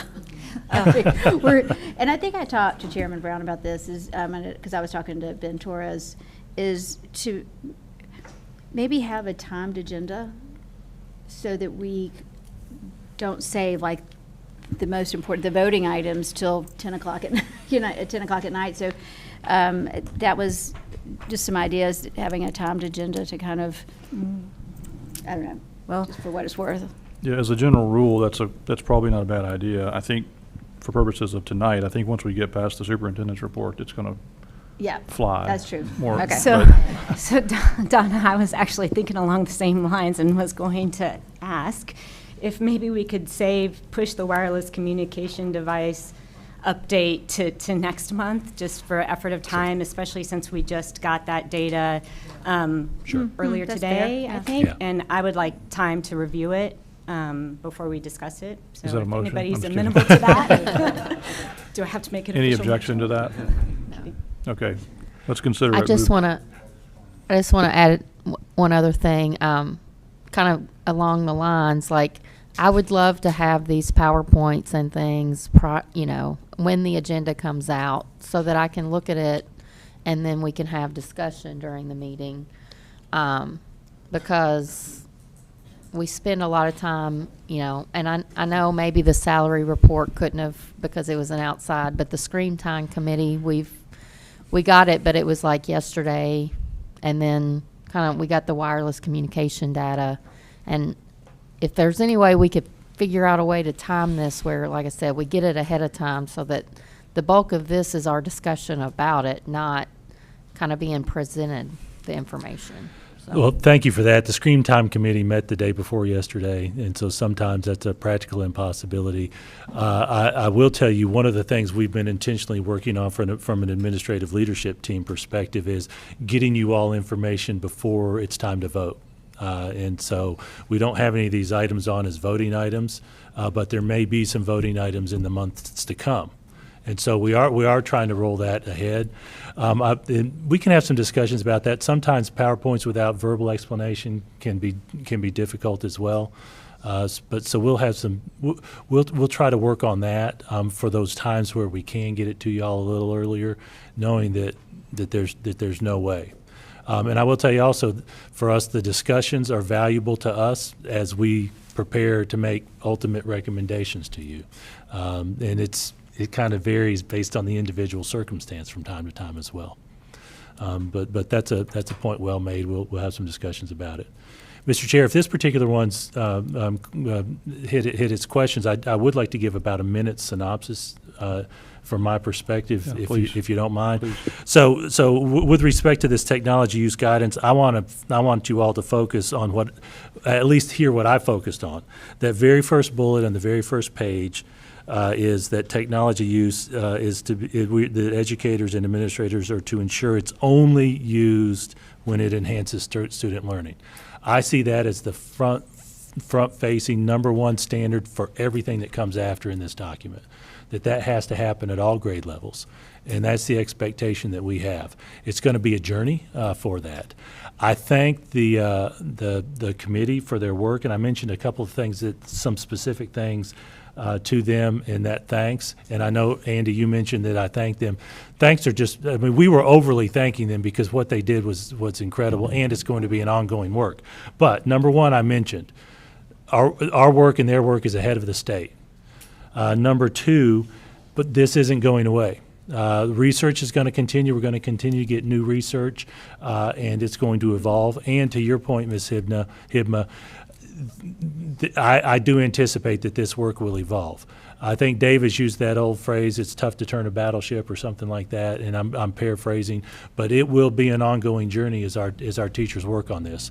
We are a little bit ahead of that curve compared to the impression I had that folks might be getting from this discussion, because we have already substantially removed those youngest students' access to computers prior to this committee actually starting their work. And so many of our teachers are well-equipped and have been doing those kinds of things that you are hoping that they do. So I am encouraged by where our teachers are. But it will take some additional professional development. We did identify from a statistical perspective at those youngest grades, the time on the computers is maybe 20 to 30 minutes a day, whereas at middle school, it's substantially larger. And so we know that middle school is going to be a focus to that. Another thing I thanked that group for was their disagreement. And I want to just reemphasize that for the discussion we had tonight. Thank you for your disagreement. When you get 17 plus folks in a room, there will be disagreement. So the idea from that committee was not that everyone would finish agreeing. I think that if we had that expectation, we were guaranteed to fail. The purpose was for the discussion and ultimately a recommendation coming out of the committee. And ultimately, you all as the board are the decision maker on policy. And so I wanted to reemphasize that to you. Final thing is, we let them know we're going to need you or somebody in the future. And that's what Andy mentioned, that it's going to be, I think this has the potential to go on. I don't see this work as ad hoc. I see this work as ongoing. And that's my final comment. Just at the risk of belaboring this a few more minutes, your last point there is worth us thinking about going forward. Is it worth? There's been talk about having committees of the board for a while now, and is this an opportunity for us to set up a standing committee, if you will, versus, as you say, it's not ad hoc, which by definition means it's going away. Yes. But is it worth this committee or some variation of this committee being a standing committee that is permanent? Just something to ponder. I don't think we have to decide that now, but as we go on with this, it's worth thinking about having an entity that's always there to take up these kind of issues. And would you say like a technology committee, just an umbrella kind of a thing? In general terms, yes. Yeah. Something I would add, I just like to see this as a culture of the way that we work, not just, technology, but like a special ed, because we have parents who want to have a voice and want to be involved. And it's usually when we get the complaints when they haven't been involved. So the more I feel like we can just make it a culture of the way we work, I would see like fewer and fewer complaints because they're part of the process. They have ownership in it. So I don't know if we need to write a policy around that, or I would just hope to see, because I think we've seen this has worked so well. The work that's come out of the committee is great, and getting all the different perspectives and then coming to a compromise. But so that's just all I want to say. Yeah, and the only caution to a standing committee or multiple standing committees is that you run the risk of setting a precedent of having too much of that, and at some point we have to trust our leadership and our administrators and the professionals who do this every day. So striking that balance between the board engaging and others engaging versus the role of the administration is something we have to think about too. So it is a balance. And of course not every issue rises to the level of technology because it is so all encompassing. So something to think about. Okay, we ready to move on to electric vehicles? Thank you, Mr. Chair. And based on Electronic vehicles. electronic vehicles update, I will make this relatively short, honoring the request related to the wireless communication devices. Many of you know, we mentioned this briefly at the policy committee meeting as well, that we've been working with I think every municipality in the county except maybe Fairview. There's been a group discussing electronic vehicles. And I tell you, it's going to hit Fairview as well. It just happens to be that the physical location of those schools is on a very main road, and they haven't quite felt it yet. I suspect it's coming. But there's an invitation to those. Part of what drove us having these discussions with municipalities is their struggle with e-bikes and electric scooters on their roads and the impact it has on schools. And you all know that there was a horrible accident outside of Brentwood. It happened to be in Davidson County, but it was a Brentwood student who lost his life. And I can't imagine the pain associated with that, and I don't think anybody can unless they personally experienced it. But part of what we have talked about as a result of that committee is this one slide that we're going to make sure you all have. And to your point, Dr. Johnson, we could have gotten this to you a few days ahead of time. So I apologize for that, but I want to give you all some information. We are working on a plan to parallel the process we have students go through for having permission to drive a car on campus with taking an e-bike or an electric vehicle on campus. Currently, and this is purely administrative, this is not in policy, our students to have a car on campus must register the vehicle and take a safety class that we put together. The plan is to parallel that with e-bikes. Mr. Galbraith and I had a discussion. We are actually planning to bring you a proposed policy.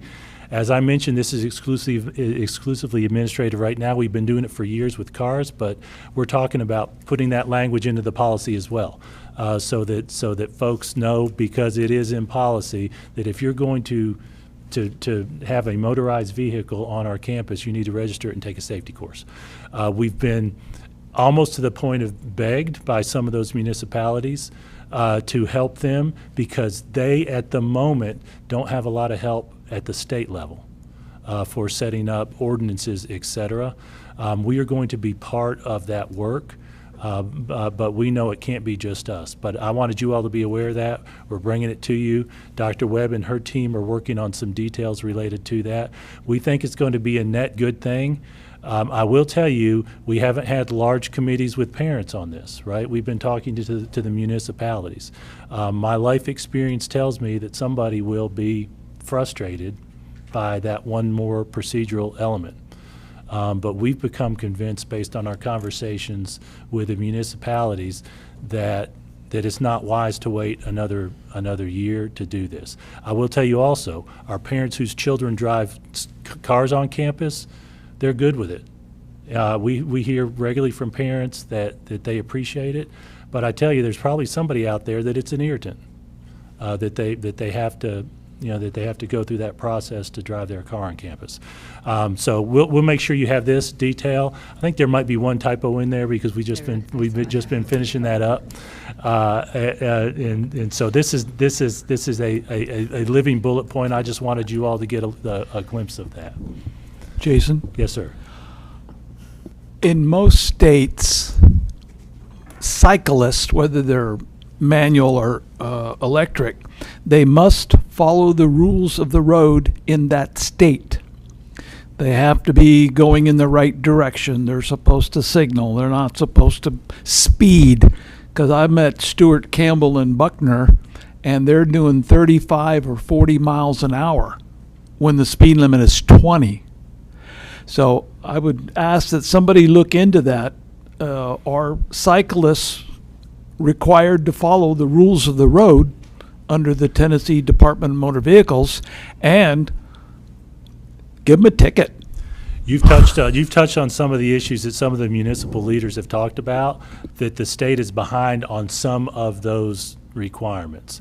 And I know that we actually, and Dr. Johnson, you were there as well, the city of Brentwood hosted a conversation Last night, there was just an annual conversation, and this was one of the two main topics. By the way, TISA was the other main topic, and fiscal capacity indicator. Municipalities are working on that. They've had conversations with our state elected officials. There is a new law, I haven't studied it yet, that's taken a step towards that, but they still have a ways to go. So, just a quick question. Just a quick question. Will this did you all reach a decision on elementary schools and allowing e-bikes and e-scooters? Dr. Webb, yes. We did, and I'm going to let Dr. Orger speak to that. We did, yes, ma'am. Currently, the recommendation is for 3rd through 5th to be able to ride independently. Younger than that, they have to be with an adult or an older sibling.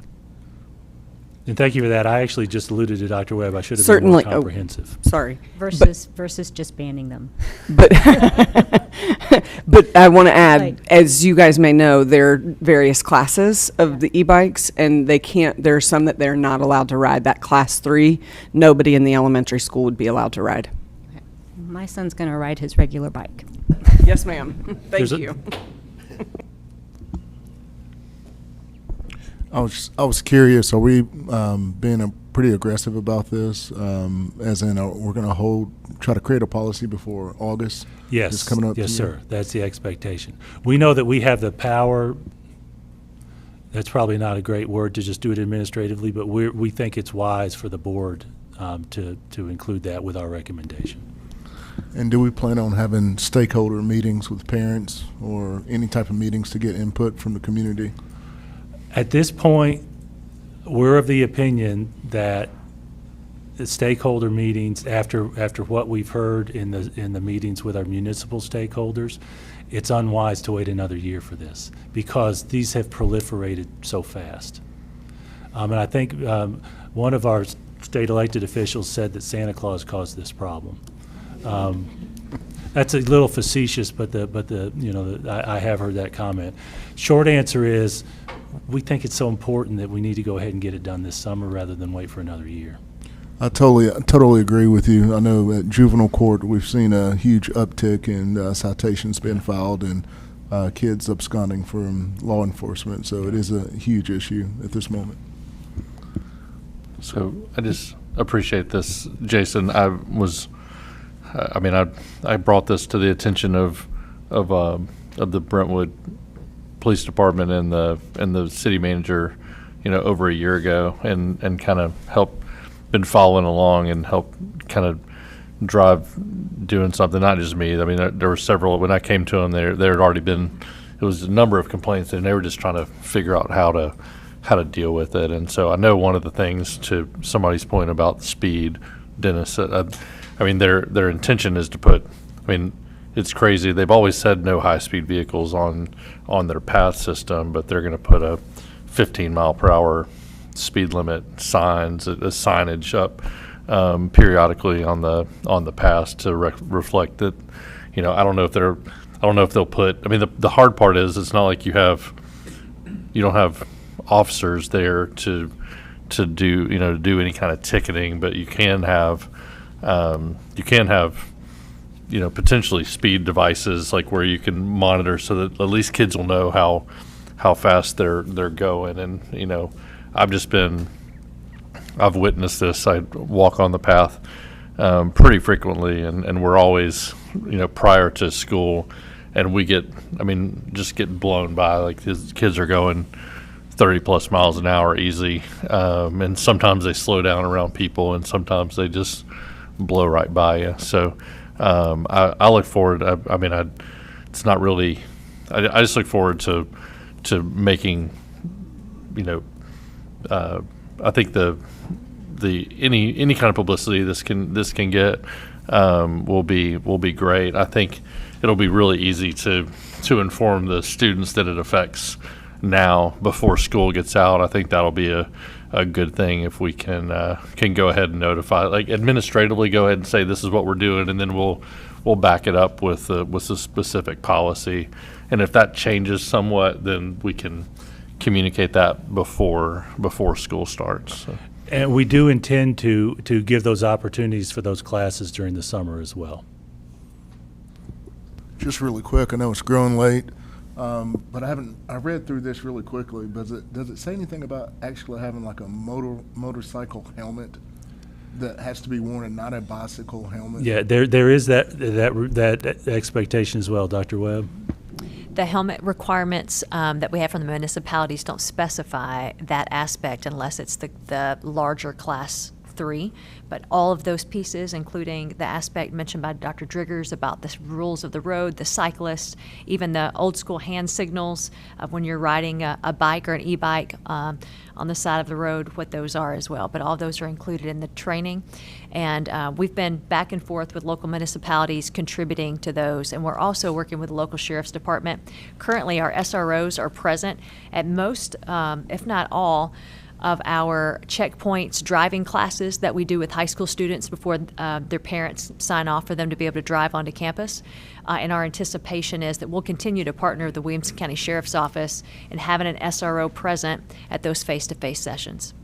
It's an added presence in allowing them to speak to the current things that are taking place out in the community from law enforcement that our educators who are leading those sessions may not be aware of. We just feel like is important.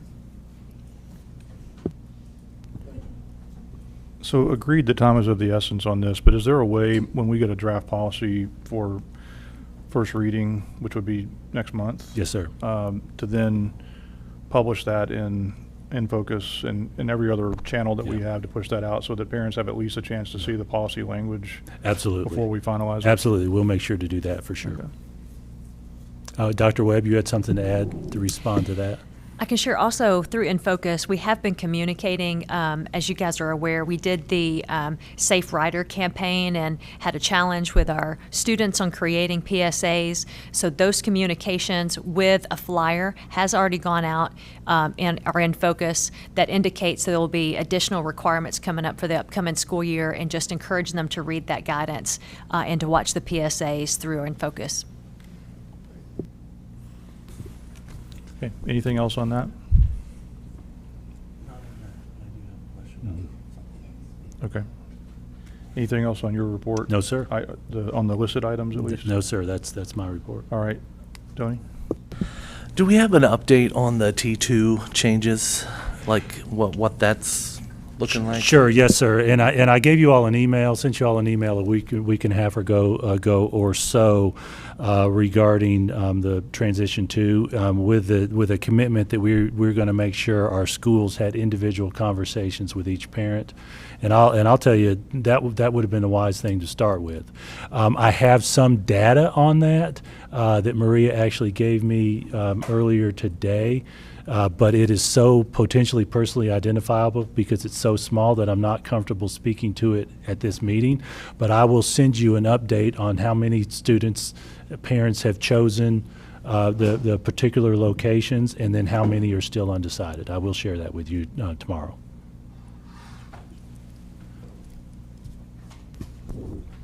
Okay, anything else for Jason? All right.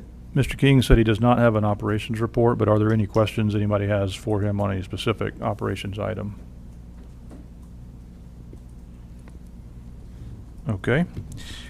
Two things I want to mention on a board chair report. So you'll notice that we originally had the evaluation and contract discussion would have been on the May agenda. We've moved that to the June agenda, partly because of the salary study that needed some more time, and that was one of Jason's goals for the current year. So we pushed that to June. So what you can be expecting between now and probably first week of June would Yes, be sir. the template or the evaluation instrument that by now everybody has gone through. So we'll be getting that in a couple weeks, maybe 3 weeks.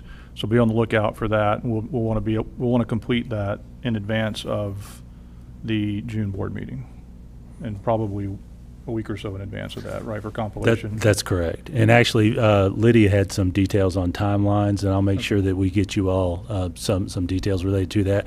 And I will tell you, substantively, we're still working on my annual goals. And so I wanted to make sure you all were aware of that as well. So we'll have feedback from Jason on his goals before the work session, and ideally in time for everyone to use that to make your evaluation comments. And then we will have that plus the contract review or contract extension discussion on the June board meeting agenda. And then on the work session agenda, obviously, to discuss in advance. So that's one thing. The second thing is there's been conversation about, and I think it's actually worth considering as it has merit, and that is to move the goal setting for Jason up earlier into the year. So correct me if I'm wrong, but the current set of goals that we set for you were approved in October. Is that right? Or November? I think that's right. It may have been November. I'm trying to remember off the top of my head. So it was November? It was So November. if you think about it, it's really not fair to him and to his team to set goals in that late in the process and then only having 6 months essentially or 7 to really complete the goals. So, and if you consider that one of those months in there is December with holidays and 2 or 3 weeks of people being out and so forth. So I think it's worth us really thinking about going forward, moving that up earlier in the process. Now, earlier means that we're probably talking about goals, if we're going to say approve the goals in September versus November or October, then that obviously means that's the first board meeting of a new board, right? The other thing to consider is, would we want to set goals for him and approve them in August, which is the beginning of the school year? And then those would be in place for him for the full August through essentially May. Because really what we would have done is approved them in May this time, except for this one unique issue with the salary study. So if we say May is the time they'd be approved next year, then it's really August through May. So it's, help me with the math, 9 months, right? So, but of course that means that we're setting goals as the current board that then the next board will have to evaluate him against. And some of those board members would not have then had a chance to have input into the goals. So I think we should think about, if we wait, then it's by definition going to push it almost to the time that it was approved this time. Because if a new board comes into place, are they going to be ready to set goals for Jason the first meeting that they sit on a board? Probably not. So then that happens in October or November again. So I guess the question I'm posing is there any agreement that this needs to happen sooner in the process, sooner in the year, to give him and his team more time to actually work on the goals and accomplish the goals? And if so, then how do we thread that needle of the timing that I just laid out? Well, one question I have is, the last time we talked about trying to create multiple year goals, particularly, SMART goals. And I know you had mentioned, Jason, that you were going to look into that. I don't know a status on that. Make sure we could legally do that, or make sure your contract was aligned to that, or whatever. Yeah, we do have the capacity to do that. The state required portions of my evaluation is the other section. And to your point, I've kept in my mind since our discussion 6 months ago your comments about student achievement, right, which is part of really our mission, right? And so if my thought is, if we set an earlier goal, if we set goals earlier and have a later evaluation time, that has the potential to give us some data, some annual data. But yes, we could set multiple year goals.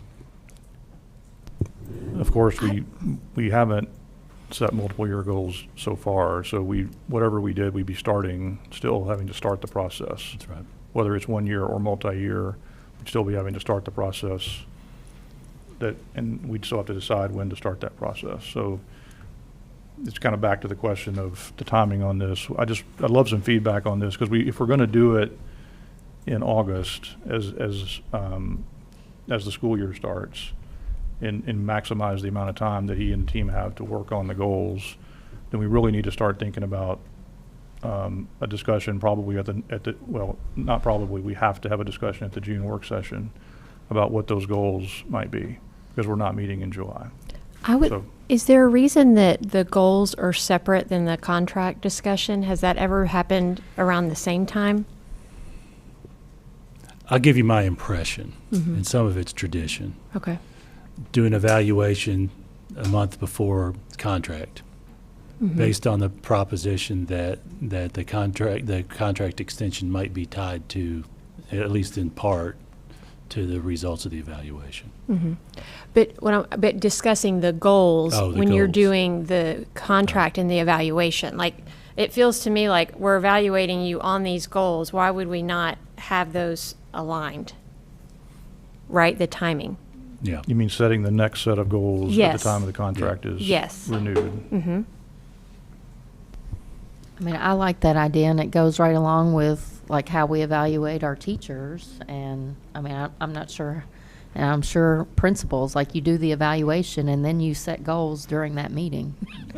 It felt I mean, unnecessarily Yeah. staggered to me to evaluate you and then a few months later set your goals, and then I'm going to evaluate you again on goals that you haven't even had a full year to work on. Yeah. And so, and I think if student achievement is part of it, then we have those results May, June, then, and would it be helpful, since so many things are on the school year, to kind of set that schedule to align with the school year? So I think it's a good idea. I think we have to think about the practicality, at least in this next go-around, because if we were to set goals at the same time as the contract renewal, theoretically, we could do that in August. But then we're pushing the contract renewal from the current June plan 2 months later.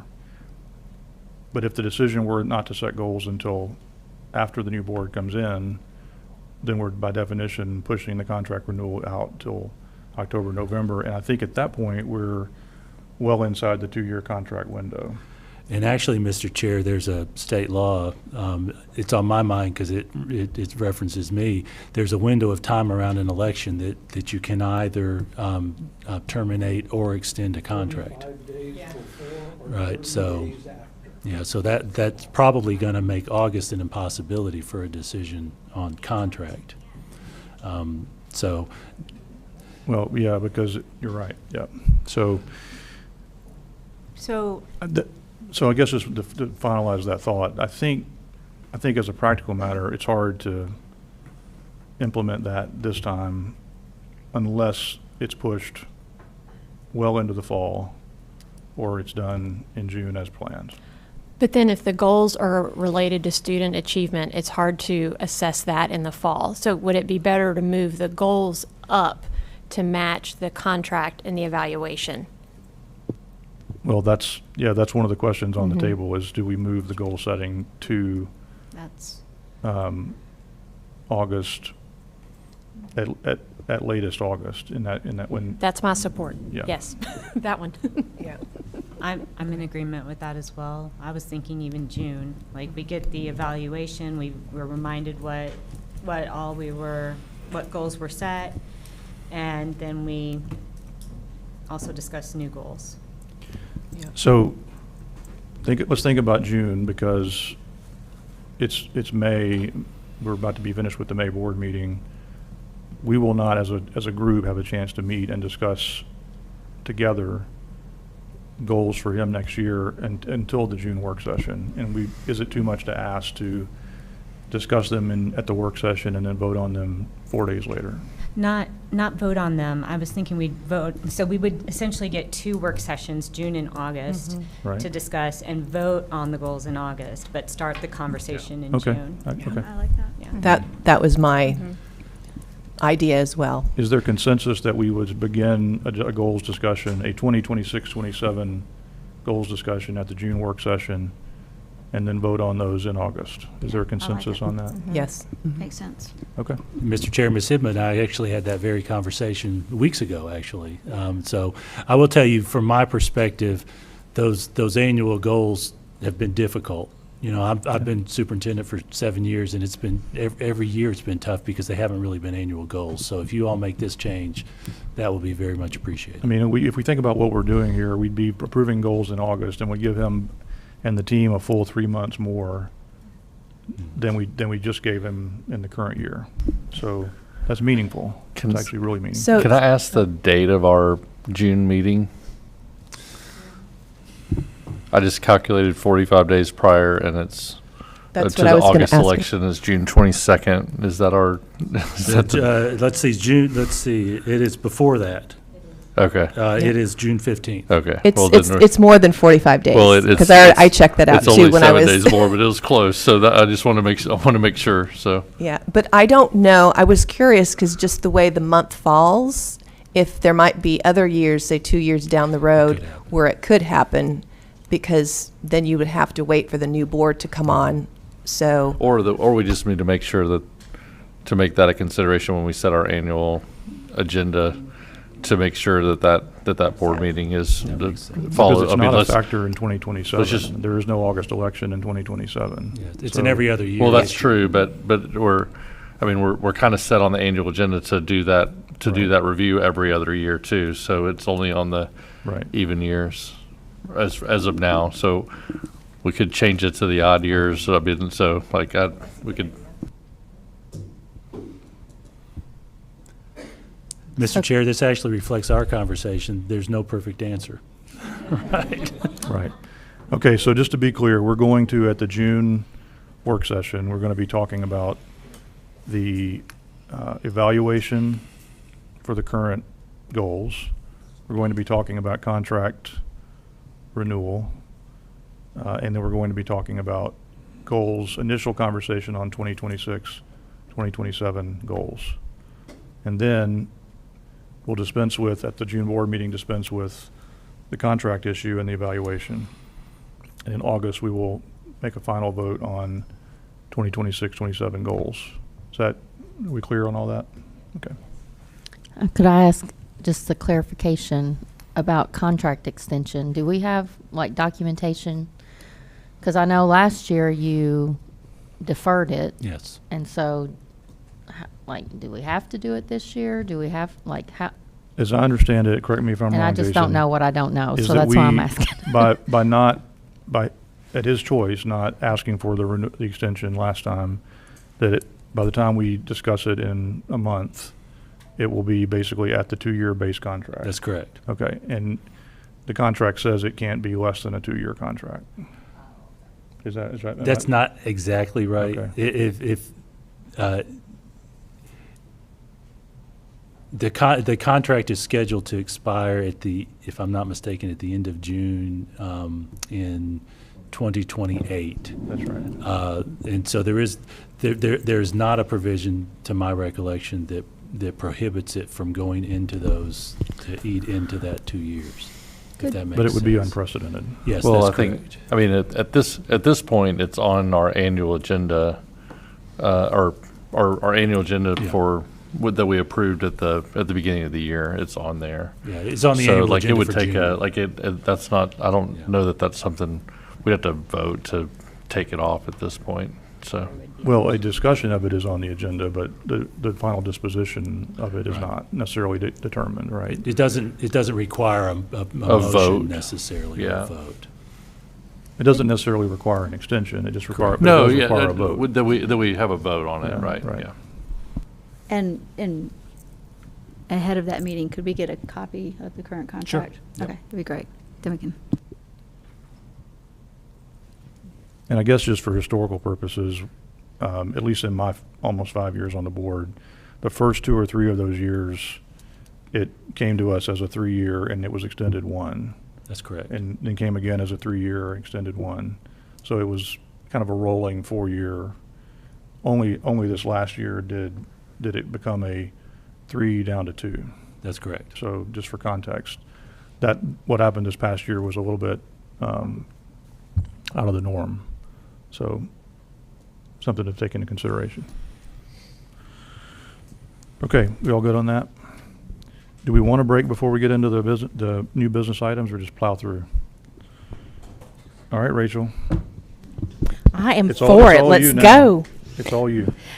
We do have just a few items tonight, and this is the time of year where we do our housekeeping, making the final adjustments that we need to the budget. So the very first two items we have are related to TCAT donation for dual enrollment, and it is $8,278.79, where we are receiving money from the Tennessee College of Applied Technology in order to help offset some costs related to teaching for those dual enrollment classes. And I'm going to assume we're happy with that we're receiving money. Mr. Chair, I will tell you, I'm happy with this. TCAT is helping support our classes with these funds. No questions on that one. We will move on to the next, which is same kind of thing. It's a $6,500 donation from MTSU related to dual enrollment instruction as well.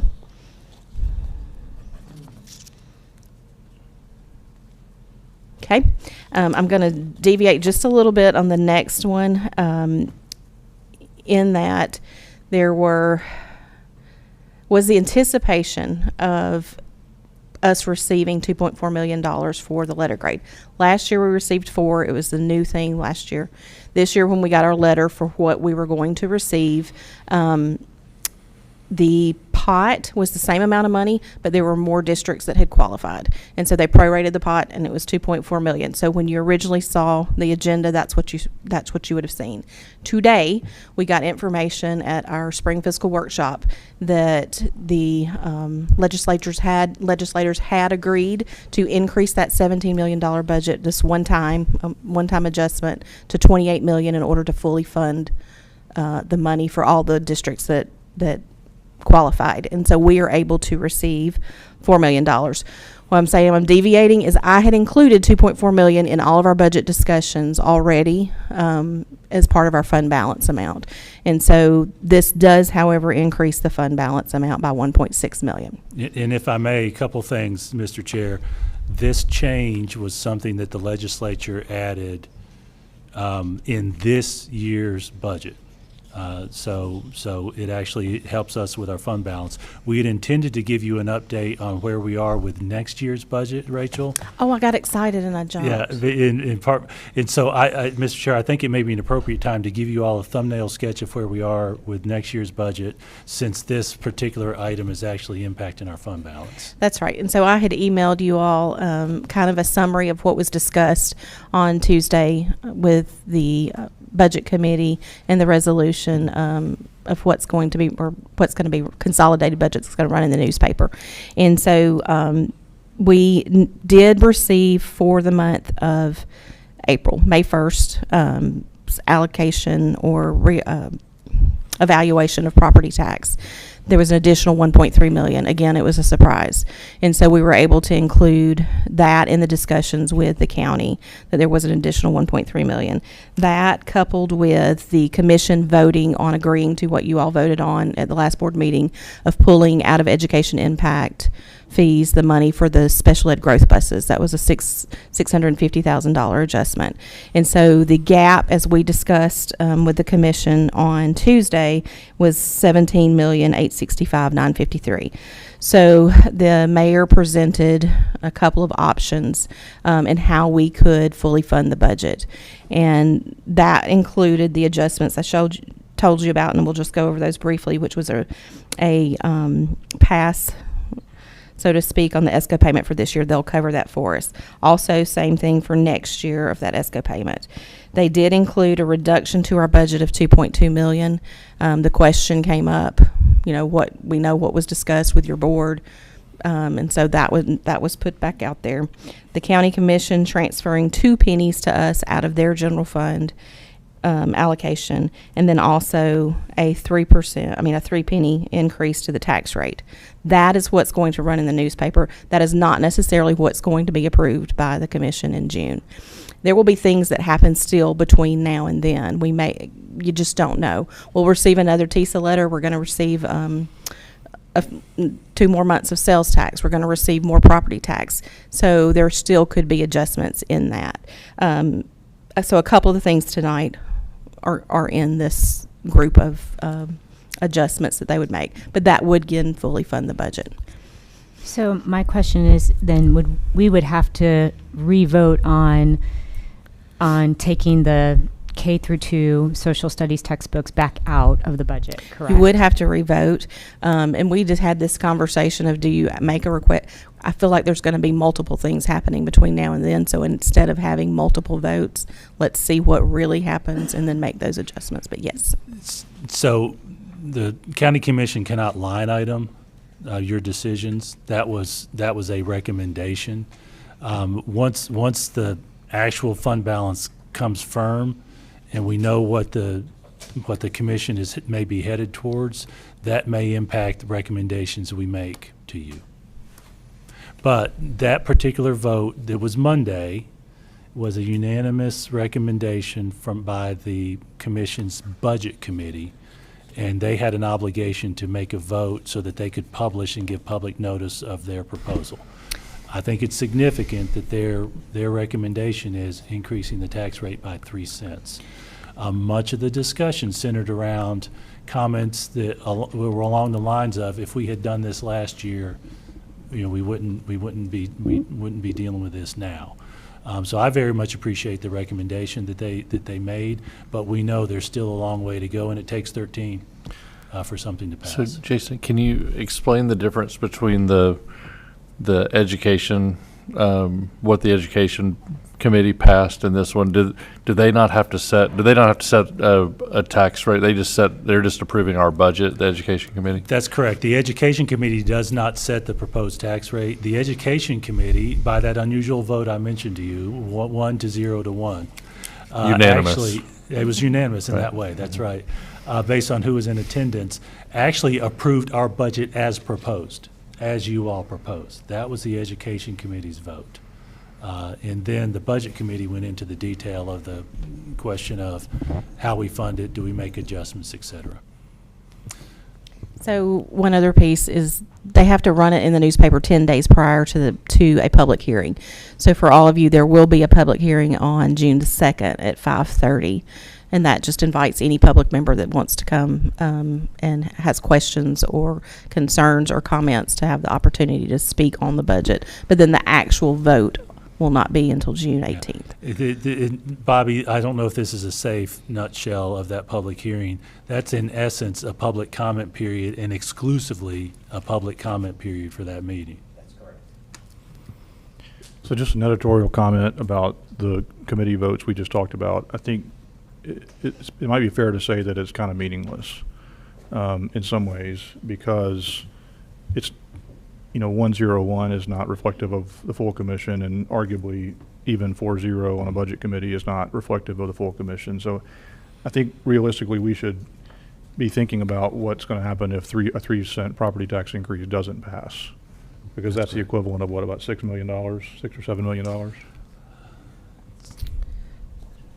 It's closer to 8. That's 2.6 is what a penny. So it's closer to 8. It's what a penny gets for us. So we should be thinking about the fact that this is an $8 million problem that we still have coming our way, and not a $2.2 million problem. The good thing is we got 1.6 with that resolution that we just talked about. And so again, there could be things.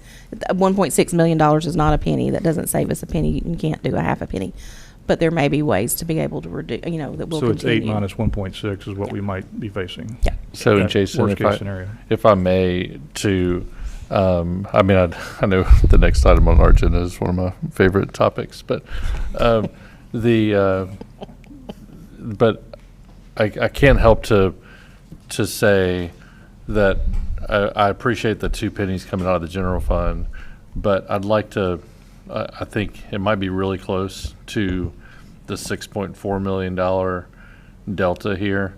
My request would be at least give us. Let's just say that they don't do the 3%. If they didn't want to do that, they could at least give us the value of the trustee commission that's going into the general fund and just pull it back out. Like, that doesn't cost them any.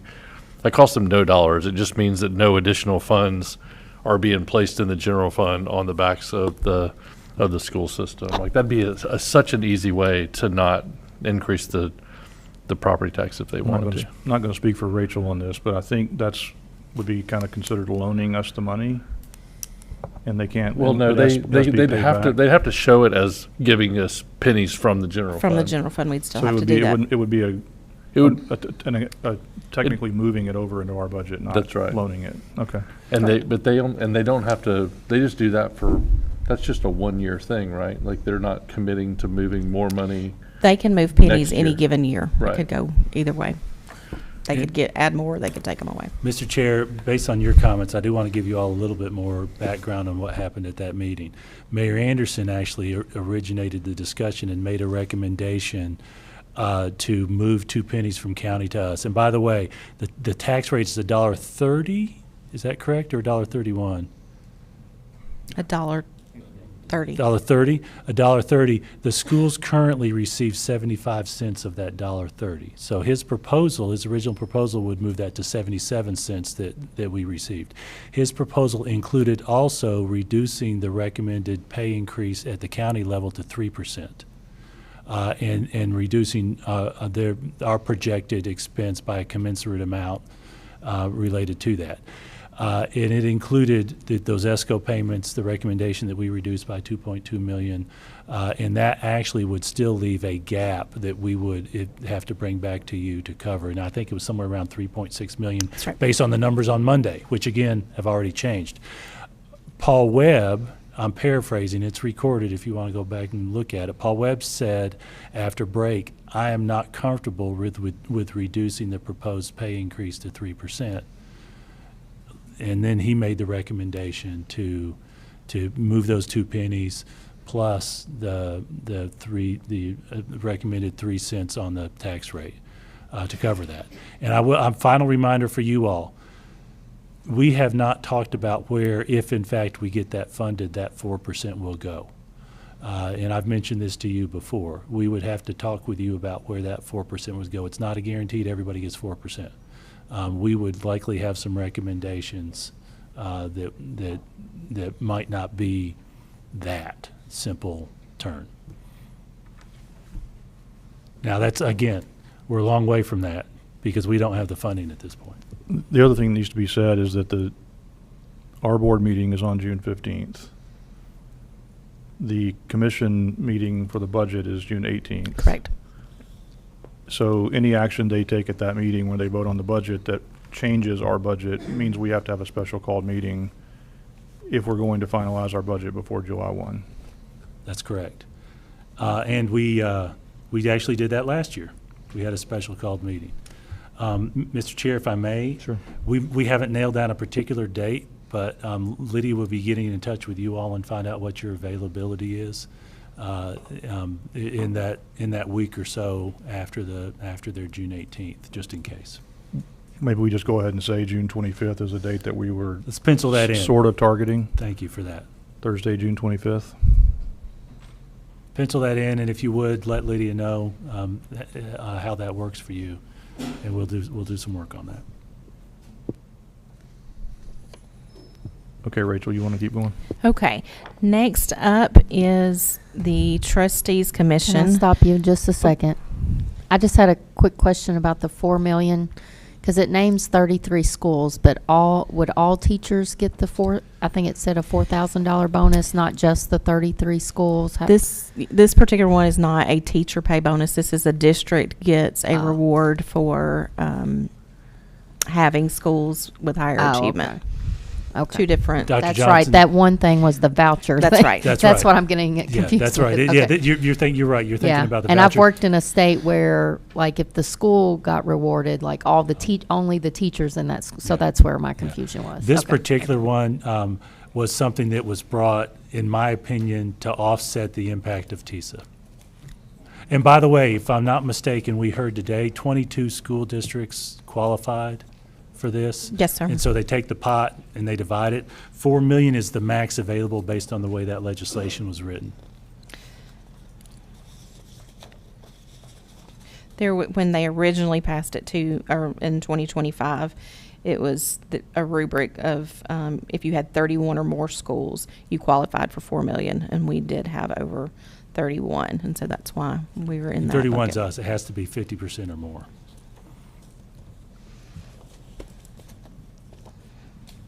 Okay, trustees commission, it's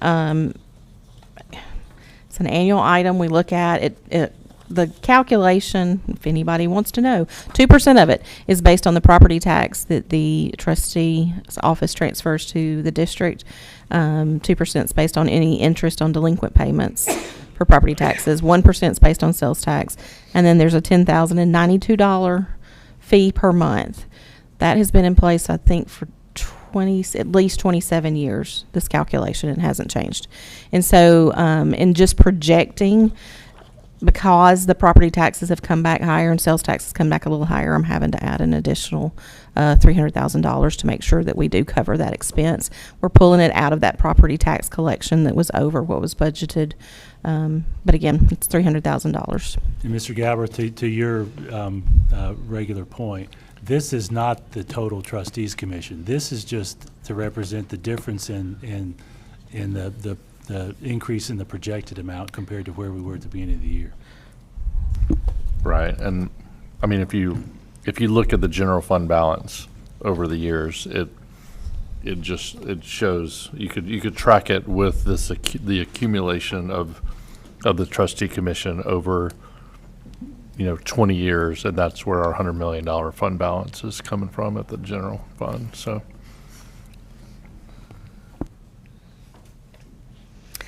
No more questions or comments on that one. We will move on to our ESCO payment, which is an annual debt service payment. Just a reminder, we started this program in 2017, and it is a 15-year project. So we're in year 9 of this project, and this was one of those items that the county, in looking at the budget and how to balance it, was to forgive this. The reason you need to vote on it is that we have to give them the opportunity to do that, because this is a requirement of us. And so we will, assuming you approve this and you vote on it, once it then goes to the commission, at that point in time, they can officially say that they would forego or waive. And then they're looking at, another piece of that was the ESCO payment for next year. The CFO for the county is working with their council to see that would be something on their end that they would do, because it's not in this, technically in this budget, on how to word it, but they do need this piece. Next up is additional insurance, adding to those 2 items, the liability and excess risk and building and content. So in this case, our premiums did go up, as well as claims, significantly this year. The premiums went up by about $600,000, and then we've just had an additional claims. And so I would need to move what you're seeing before you, $2.4 million, into these 2 categories, and then to cover the cost of that. Did you anticipate this already? This has also been anticipated, yes, in the fund balance. Yep. Yeah, this does not affect your projected fund Correct. balance. I will tell you, just FYI, the Risk Management Office has told us that the total value of our property exceeds their current coverage. And so they are working on some stair-step coverage changes over the next few years to address that.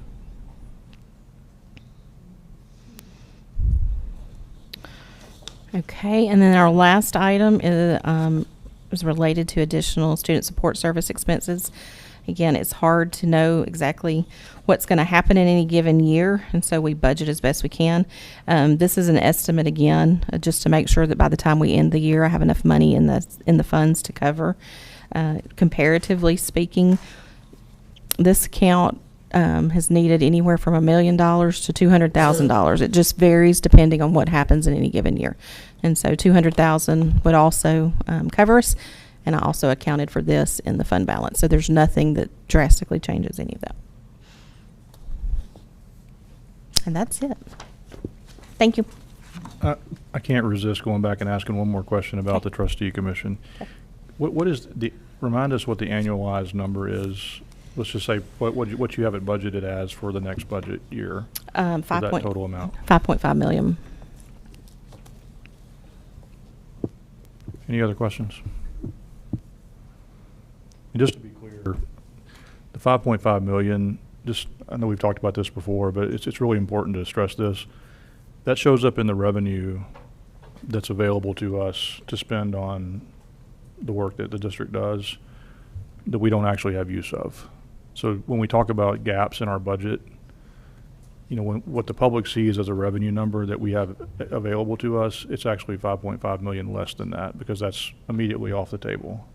So does everyone understand the impact of that? Okay. All right.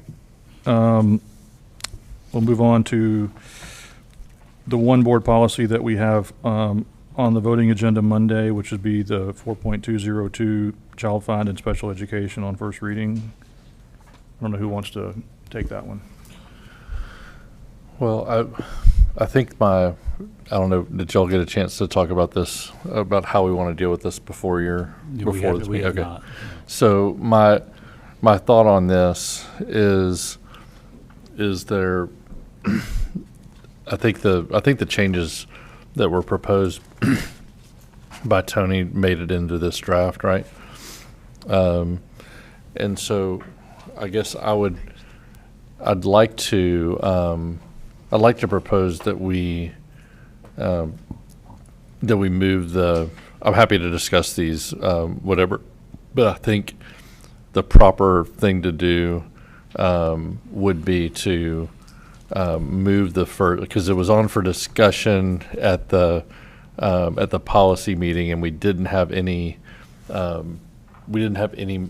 adjustments necessarily to discuss. So the policy committee didn't actually bring this language to the meeting. So rather than, if we were going to bring it for first reading, it'd have to come blank. Like, it would have to come before the edits, and it'd have to be a motion to move it, to make these adjustments, because there's been no vote to get these adjustments there. So we could do that and make this the first reading, or we could punt to the policy committee. We could discuss these and bring them back in June, and it would be a first reading then. The problem, I don't think there's a huge, the problem there would be we wouldn't have opportunity for a second reading until August, which would be after the start of the school year. So I just wanted to kind of bring that up to get your feedback on it. And I guess I would defer either way. I don't know if I have a strong opinion one way or the other. If you want to move forward with it now, we can. Well, with that caveat, we can discuss it, and then we can, at the end of the discussion, we can kind of see what everybody feels like. Those are our two options: either to not bring it up for a vote on Monday, or we bring it up and we've got to have a motion to amend the policy to include whatever language you want at the first reading, and it would still just be for a first reading, but whatever passed there would then go to the policy committee for June to be up for second reading. So I'm open either way. So we can, if you want to just start with kind of explaining what you're trying to do, and we'll get some discussion. Yeah. So we brought this up last year, and originally it was dealing with some of the laws for getting the IEP reports in advance, all that kind of stuff, and that I think we got adopted because it was part of state law changes and stuff. So that part is already been done. Those changes were already made. We vote on that. This was the bit about service logs. Last year, our discussion with this, actually right around this point last year, we discussed it. I brought it forward. We decided to kind of table it because the administration kind of wanted to check into the digital aspects of it, what could be built for it to be done in that sort of way instead of like paper on Excel sheets, that type thing. So we tabled it, and I believe they've done some work on that. And so I originally was planning to bring it back in the fall, and then just gave it more and more time. And then here we are now. I wanted to bring it back since it's been a year. So service delivery logs, these, and it's pared down from originals because we did do some work on this last year. So we've taken out any of the teacher aspect of it. So this isn't for special ed teachers. This is just for, as you can see there, occupational therapists, physical therapists, speech therapists, outline the student's IEP. This is a service delivery log on the services they receive that are mandated in their IEP. The reasoning for it is that once again, it gives accountability, so the parents know that the students are actually receiving the services that they're supposed to be getting. And a log makes that very clear and easy to read. It also offers protection for the district when those things are in doubt.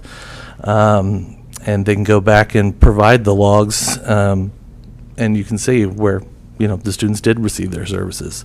Is, puts us in a lot of liability to not have something like that as a backup, if there's lawsuits and stuff brought. So for me, it's in the interest of transparency for parents and families that want to know this information, and as protection for the district too, when these sorts of conflicts arise. So that's kind of what's laid out here. The basics of it, although it seems heavily bullet pointed there, but it's just the student's name, the provider name, whoever is providing the service. So if it's an SLP, who's providing the service for that student, the date of the service was done, the start and end time, because it's tracked by minutes in the IEP. Just a brief description of the service delivered. So that would just be something as simple as, if it's speech language services, it would say speech language services. The location, so if it's at their school, obviously would be the most normal one. And if they want to make any notes or comments, that would be an optional place. So we could probably put that language in there, but it's optional, not required. If they want to put it in there, they can. So that's kind of the basics of it. So Tony, I have a question for you. So Yeah. I wasn't able to attend the policy meeting, but I listened on the phone. Yeah. And I felt pretty strong. I'm not in disagreement on documenting service, but I felt pretty strongly last time that if we had a tool, or the district has a tool like Tennessee Pulse, that we should give the district an opportunity to go back to Tennessee Pulse and see what they could do with the calendar feature. And it sounds, and Maria has been keeping me up to date. She would email me throughout the year to let me know progress on that. So I was really excited when she emailed to say Tennessee Pulse came back and said that they could possibly accommodate some of those requests. And so what I recall from the conversation at policy was that you were looking for more than just the calendar feature of like when the date of service occurred, but also like a checkbox that to indicate that the service actually happened. Mm-hmm. Were there any other features that you were interested in seeing if they could incorporate? Yeah, it's just, I don't necessarily care what form it comes in, as long as it contains this information. Mm-hmm. So those are my biggest things, that it's the student name, the provider name, the date of the service, time in, time out, the location, and if they want to put any notes in there. And So my secondary question to you is, Maria, maybe I should ask you, what was the timeline? Were they saying like October potentially they could have something? Or So if we were to have them build the calendar feature where we could check off services done or not done, that would be the end of October, October 31st. We have met with them since the policy meeting again, them being TM Pulse. And some of the things that were discussed in the policy meeting, they're not able to build into that tool. So for example, there were some asks that it pull into the progress report. Well, they can't pull it into the progress report with what we were asking them to build. However, we've looked at our progress report system within TN Pulse, and I think we can accomplish most of these goals using that tool. It won't be a calendar feature, but it will list, we can have our providers, instead of just documenting when they collect data, they can document each time they see the student. It will be an ask, right, to go in there and put that information in every time, but If that is what we feel like we need to do, I think we can make that happen. It will populate, they can enter the date, they can enter the name of the provider. They will have to put in the box a narrative of the start and end time. And then they would have to put a description, but it would fall under each goal. So for example, if I had a speech and language goal, the times that I was seen for that speech and language goal would fall under that goal, right? Does that make sense? So you'd have the dates that that provider saw the student to work on those goals. And then, like I already said, the name of the service provider, and then they can add notes there as well. Data wouldn't be collected every time they're seen, right? Because we don't assess every time we work with a student, right?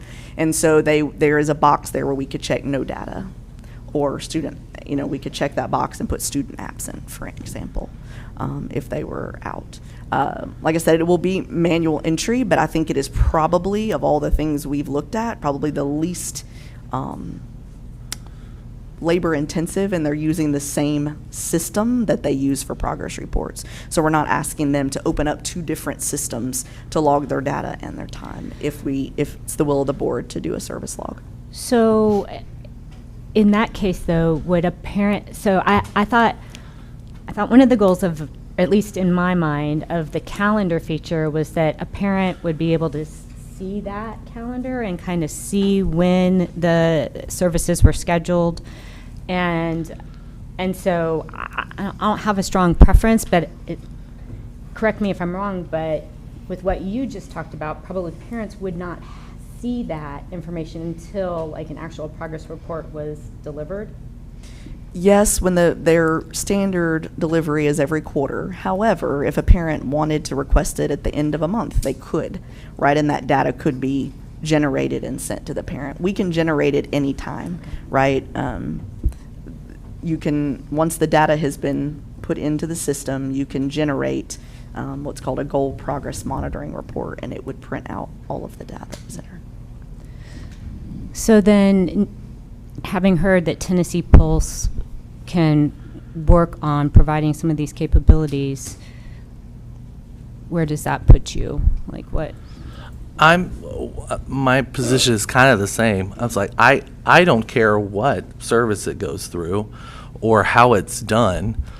The fact that it's done, that's my thing. So whether it's paper or it's in Tennessee Pulse or some variation in between there, doesn't matter to me. Well, it's just a matter of timing, because if it's Tennessee Pulse, we would need to allow time for them to update the tool, and so we couldn't really put a policy in place that requires these things, because then they would have to use paper or something in the meantime. Yeah, which I would be fine with, honestly. That's why, we've given it, in my mind, from the last time we discussed this, it was I'm coming back at the beginning of the year for a solution, and that was kind of where we left it. It's a year later, and so I'm not interested in kicking the can down the road a whole nother year while we figure out what Tennessee Pulse can build this field or that field or whatnot. Do it on paper till you get it figured out.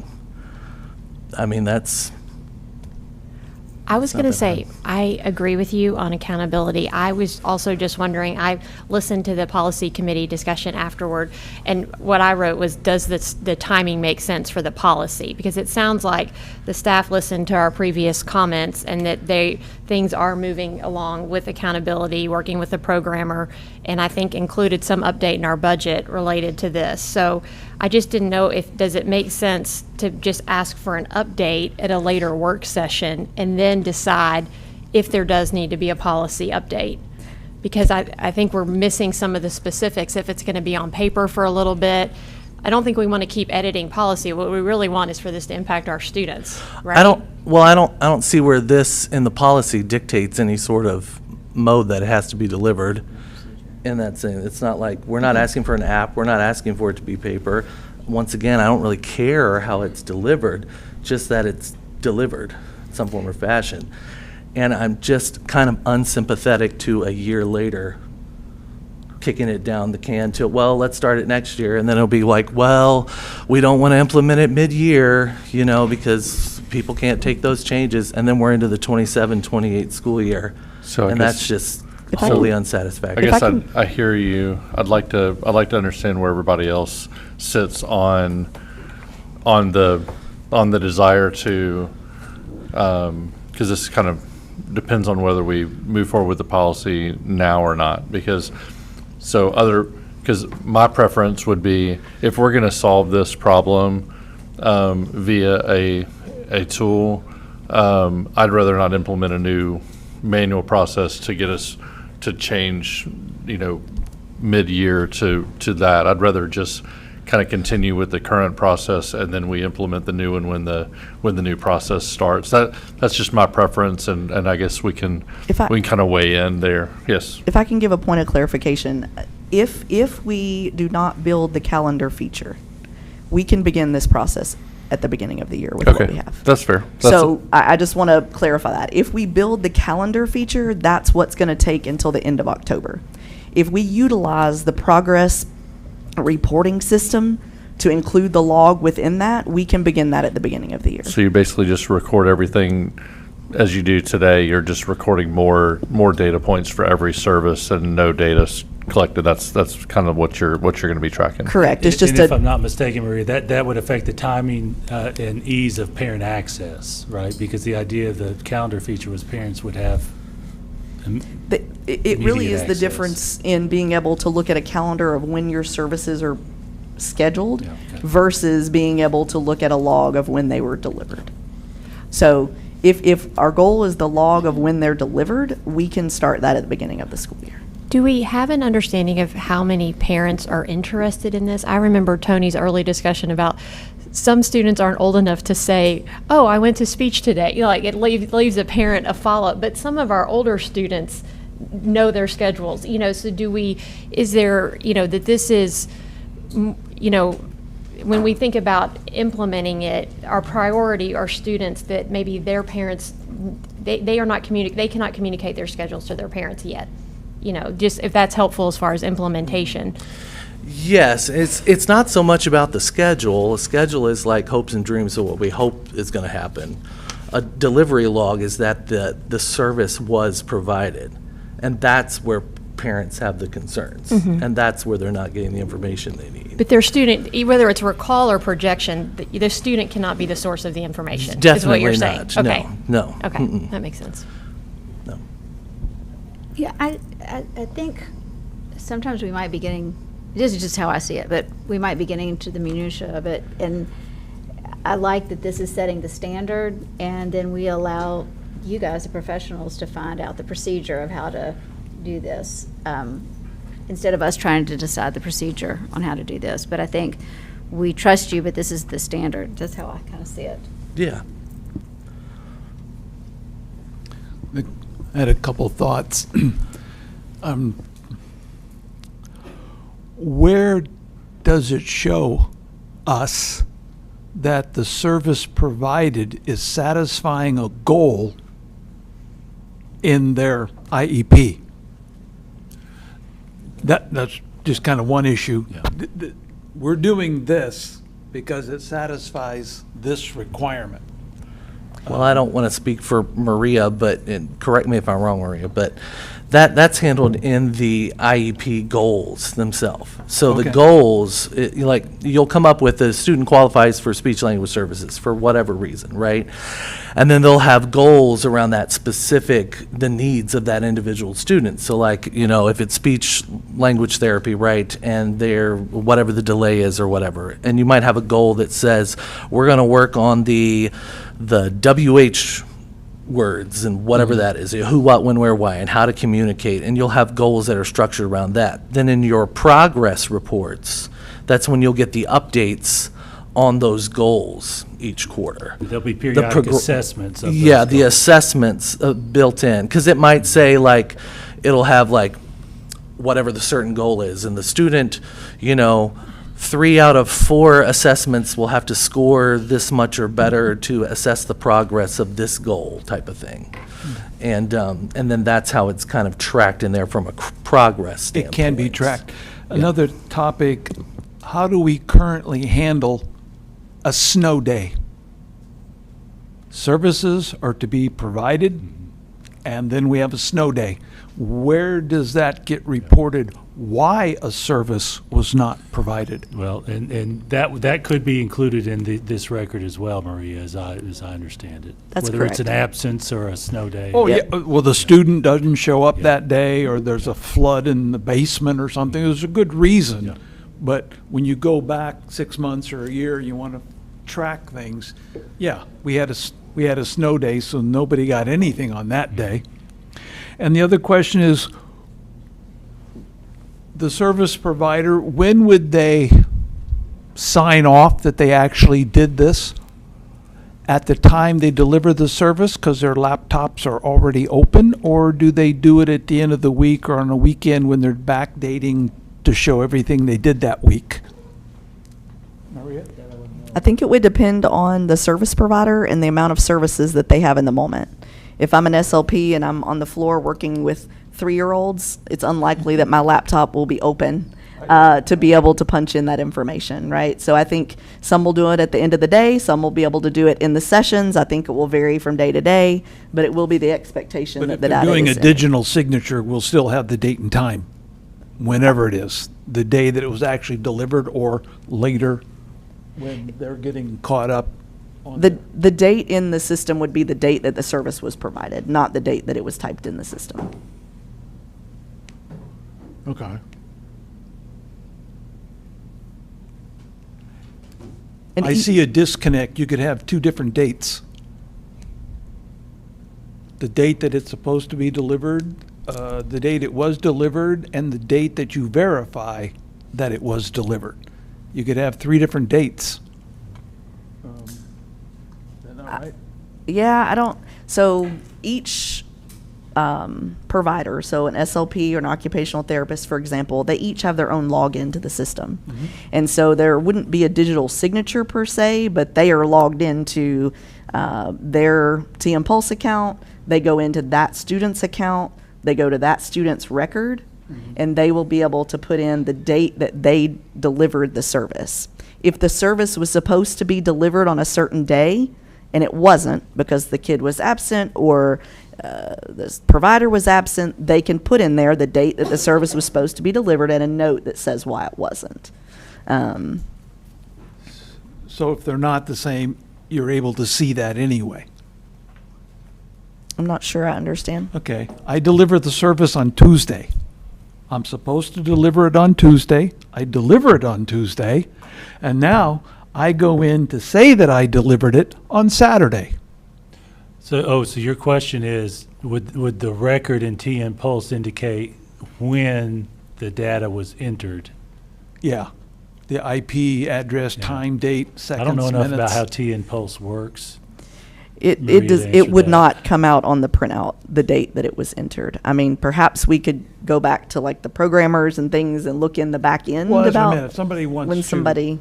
I'm not asking for all that. No, no, Just I- to be clear, just to be clear. Okay, thank you.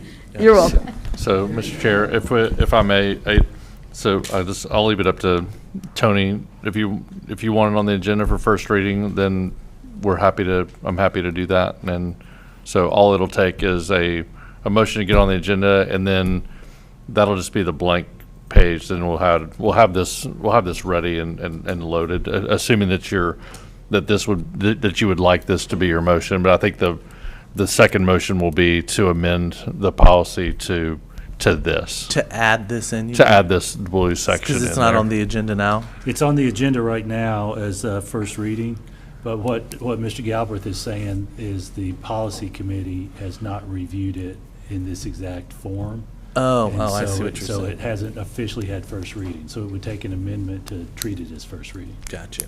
Yeah, I mean, I'm fine with that. Okay, I just want to be clear about what's going to be, what the I'm fine to even, Yeah. to tell Lydia to have the current policy in there, as well as the proposed amended policy, and so everybody can see it. It'll even be there, so that everybody can read it like this up on the screen. I just want to be clear when we vote on it. I'm trying to be consistent that the only thing that gets brought to to the board for the agenda, from the agenda is what's been passed through the policy committee is all I wanted. Yes. So. Can you send it out to the board, I guess? Well, I don't know if that's necessary. No, it's fine. It'll be It'll in just the. be like this. I just it'll can be in the anticipate agenda. It's already somebody there. being like, did we just get this tonight? And did you talk No, about this before? We have it now. It's in. All right, I just, you know how some people are at these meetings. Mr. Bostic, you're not asking the board to work out logistics. That's for our administration to do. You just want this done. Is that correct? Yeah, I don't care how the form it comes in, whether it's Tennessee Pulse or it's a print off in the child's folder. Like that, to me, isn't important. I leave that to however they think the best way to implement it would be, you know, and to deliver it. My goal is just that it's available and it's delivered, and these are the points of relevance to it, that these are covered. Thank you. I think that's a reasonable ask. Ms. Maria, do you think that this is something that you could put your stamp of approval on? Not to put you on the spot. Yeah. We're just asking. I have a couple of thoughts that I would like to share if the board is okay with that. I think it's doable. I think that, you know, it's going to take time for our staff members to do it. Our SLPs, for example, have caseloads of 50 plus. So, you know, it is going to take time, but I think it is doable. I just have a few suggested tweaks, edits, if you're agreeable to me sharing And those. if I may, I think those are items that would be proper and appropriate at policy committee. Yes, I agree. Yeah. It's second reading or Yeah, something. exactly. So it's really more of a procedural question about this language. It's a lot to read out I make a motion to amend as follows. So is there a way to have that read in as the amendment without reading it verbatim? Yes, sir. We can have it loaded. And that may be a question for Bobby. Does it actually have to be fully read out? No, as long as we have a record of what the actual amendment says, we're good. So it doesn't actually have to be. But it has to be referenced in the motion somehow. Yes, absolutely.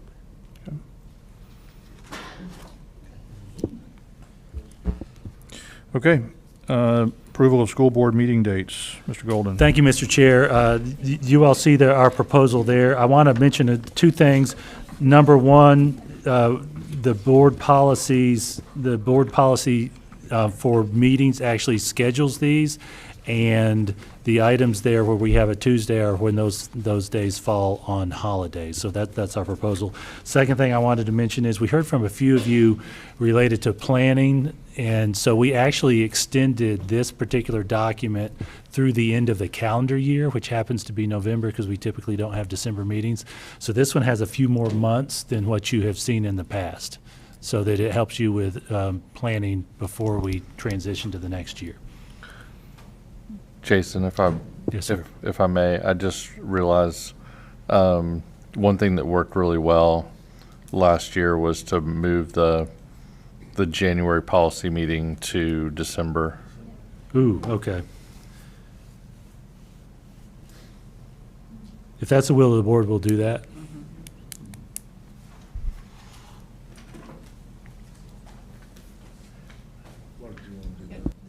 What? So January 4th is the policy meeting.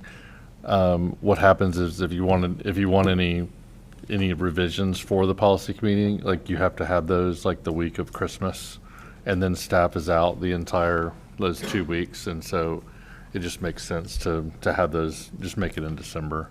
So it just worked out right. We had to cancel the year before. We had to cancel the January meeting because we didn't have anything on it. So Didn't have it's enough business. Well, no, we didn't have any time. Like we didn't have there were people suggested them things, but there wasn't enough staff time in between suggesting it, and so it's possible that we don't have anything on the agenda and we cancel it. But so it'll probably be December 7th.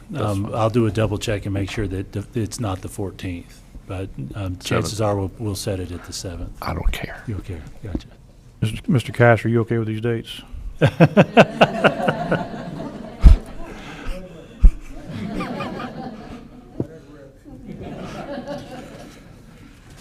All right. Final item is approval of high-performing school district flexibility act. Mr. Golden. Thank you, Mr. Chair. There's been a law in place for probably a decade and a half that allows high-performing school districts based on certain criteria to every 3 years approve the High-Performing School Districts Flexibility Act renewal. That's what we're hitting that for this year. I will tell you, just for practical purposes, the tradition at the state level has been their general counsel has told the commissioner, don't make substantial approvals. And I'm paraphrasing it as well. But what it has done, as an example, is allowed us to get approvals for our food service budget and our SAC budget, which does not include county government giving us tax funds, to not have to jump through 2 hoops. There may be some uses for it in the future. It's possible that we may work at some point in the future on some innovative schools model that might need a waiver or something like that. And so we do recommend approval so that we can maintain this status in case a need comes up. Out of curiosity, how many districts are designated as high-performing school districts? I don't know the answer to that. Roughly. I do not know the answer Might to be that. worth Yeah, I might sharing on ping my Monday night. peers Yeah. and ask them that. Does the state DOE have that information? I doubt they have it in a compilation somewhere, but I'm sure they have the records somewhere. So just be curious to know Yeah, that. I'll see if we can find that out. Okay, anything else from anyone? Okay, we're adjourned.